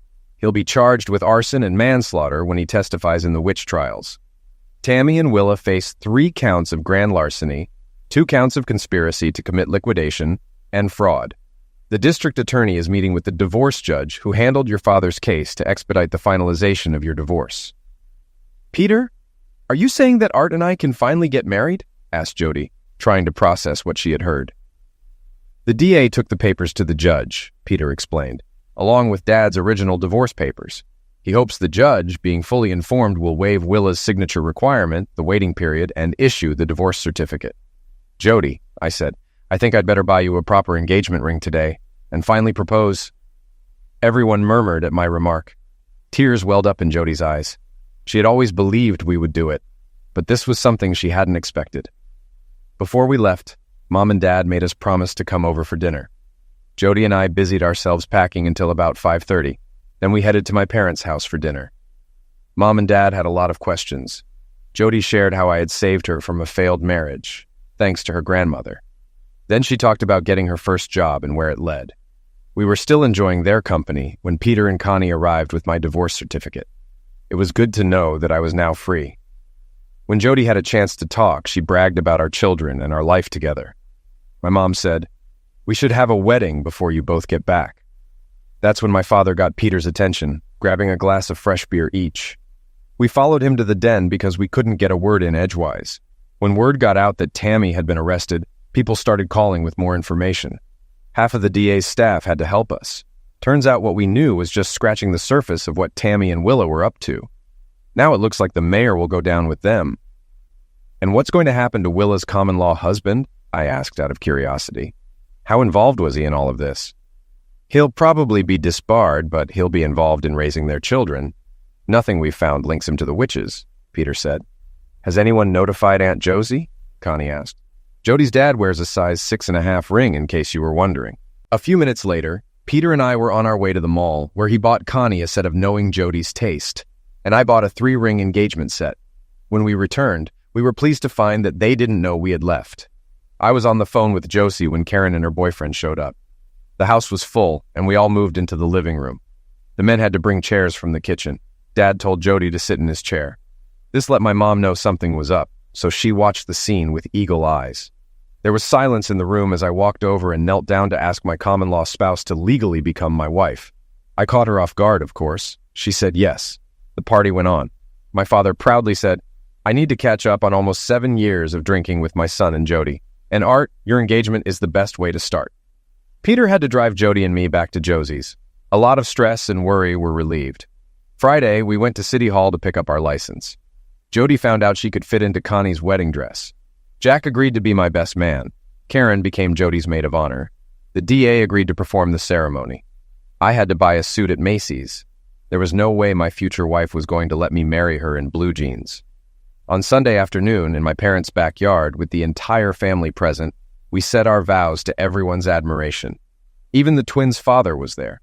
We told everyone we didn't want any gifts, but my former father-in-law handed me an envelope. "Colin, this is not a wedding gift.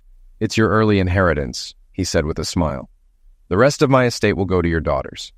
I slipped the envelope into my suit and forgot about it for the rest of the day. Everyone videotaped the ceremony and texted it to Aunt Josie. Someone asked where we were going on our honeymoon. Jody's response was, "After everything we've been through, once Grandma gets settled in the new house, our honeymoon will be a week in Florida and a week in California, enjoying Disney with the kids." because without family, we wouldn't be where we are today. Before we headed home the next day, I handed Jody an envelope. Inside was a bank promissory note for $100,000 with a note. It read, "Thank you for helping to fix karma. I always thought the twins liquidated their mother. I will enjoy watching them get the reward they deserve for their deeds, and so will my granddaughters." Jody put the envelope in her purse without saying anything to anyone. After hugging my daughters and parents, Jody and I climbed into the U-Haul. We drove home, finally free of the past.